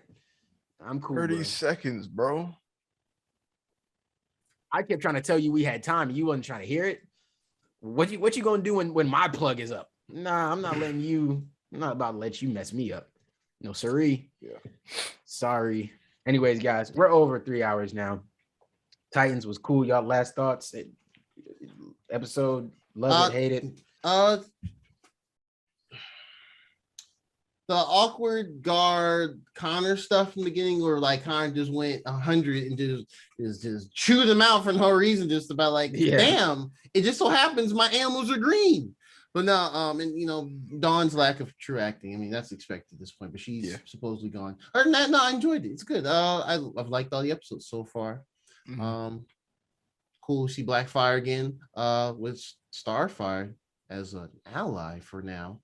So I'm curious I'm sure we're gonna get the conclusion of this arc more or less, or at least a stopping point with it, and maybe the next episode, unless they want to flash to Themyscira or something. That'd be wild. I think we are gonna eventually flash over there, even if it's only for a little bit. I think we will. I can't see them doing a whole. Obviously, Raven has to show up, and we've seen Donna in some of the pre-shoots and stuff. So there's gonna be something happening. And Gar was chatting with her through like, I don't know, telepathy or something in one of the episodes. It was a really subtle thing. Like he was in his room, like I think it was when he was like either looking at the nature stuff, or like other animals to study, or he was like reading something. He was talking to himself, and I could tell he was talking to Rachel, because I think they were mentioning Donna, and I was like, Oh, so he's I gotta tougher watch than her. that back and see I have to rewatch how it well again. that played out, because I do remember that kind of happening, but they snuck it in. It was really I don't know subtle. what I think I That thought was was an internal happening. thing. I didn't know it was he was communicating with Raven. I didn't know. I think so. Well, yeah. you know, Raven can I kind of think it's yeah, alluded connect to be people that. weirdly, you know, Yeah. whether they've, because they haven't really told us if she mastered that or not. So I guess, you know, it's not Maybe. crazily far-fetched to say Yeah. she might have mastered that while she's in Themyscira, helping her master her powers or something. I could see them justifying it. So I that doesn't Yeah. get to me in no type of way. I can live with that. Mhm. But yeah, so hopefully we get to see more Rachel. Hopefully we get to see Donna come back, you know. Yes, please. Hopefully this isn't a case where they're like, well, no, because the first season they were all in it. So no, I don't think that's it. I don't think they're doing like a weird thing where it's like they're trying to like limit how many women are on the screen at one time. I don't think that's what it is. It definitely seems like it's just the narrative direction they're going, that they're taking with it. So I won't overthink it.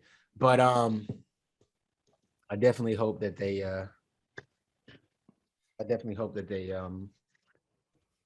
keep this going. They've definitely at least got me hooked, you know, whether I agree with every decision or not. Hopefully a pod like this or a topic like this helps y'all realize that we try best to be unbiased and shit. You know, we talk about the moments when shit is you know, good, but also when it's, you know, down. And considering that Draw is definitely the more Marvel guy when it comes to like the source material, and I'm the more DC guy when it comes to more source material, we're both able to not only enjoy the other, but we're also able to criticize the other without it being like this big thing, because we give it its props when it's necessary as well. So yeah, hopefully more of y'all out there can be like that instead of bitching and arguing with niggas online over fucking nothing. Be better. Be us. Yeah, be like us. Be like us. Be like us. No, be us. We're better than you. We're better than you. Be like us. Yeah. Fuck it. Yeah. We're not assholes arguing with people. To be us. You're trying to be like us. Yeah, we said us, Ian. Us. You see how he tried to knock himself out of that? Yes, we're including you. And you're like I'm the more Marvel leaning. Derek's more decent. You're like the good middle to like bridge everything together. See, it all works out well. Be like us. Yeah, be the sandwich. Yo, there are a lot of jokes here. And you're meat sandwich, yo.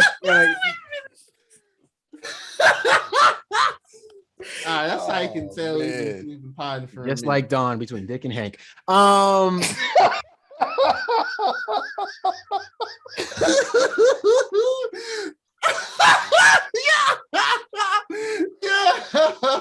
couldn't help it, man. I couldn't help it. I hate y'all niggas, man. I was chilling too. You said it. I did, but it's y'all's fault. All right. Oh man. Hey man, I appreciate y'all for listening. Like, share, comment, subscribe. But most importantly, enjoy. It's been 2 Ugly Nerds, but there's 3 of us. Peace. Wash your hands. I know you hadn't done it yet. I know you're going to the bathroom. Damn. At home. You didn't even do it yet. Y'all be pissing at home, not washing your hands. Not washing. You think we don't know? Come on. And then y'all want to go to the fridge. Y'all want to go to open the door with not even open the door. Y'all got the water dispenser, but you don't push your water cup on it. You hit it with your hand, with your pee hands. You nasty. With your pee hands. You fucking nasty. Gross motherfucker. Y'all disgusting. Y'all some freaks. Be more like us and wash your hands. That's right. You nasty. Yeah. With warm or hot water. No, not like Ian. Apparently, just me and Gerard. Apparently, we gonna learn them too. Don't worry about that. We're gonna learn them. He's still learning to wash his hands too. We'll have Ian wash his hands next week, man. Don't worry about it, man. We do a whole segment on hand washing methods or something. I don't know. Hey man. Anyways, again, appreciate y'all for listening, man. Peace. Peace. Peace.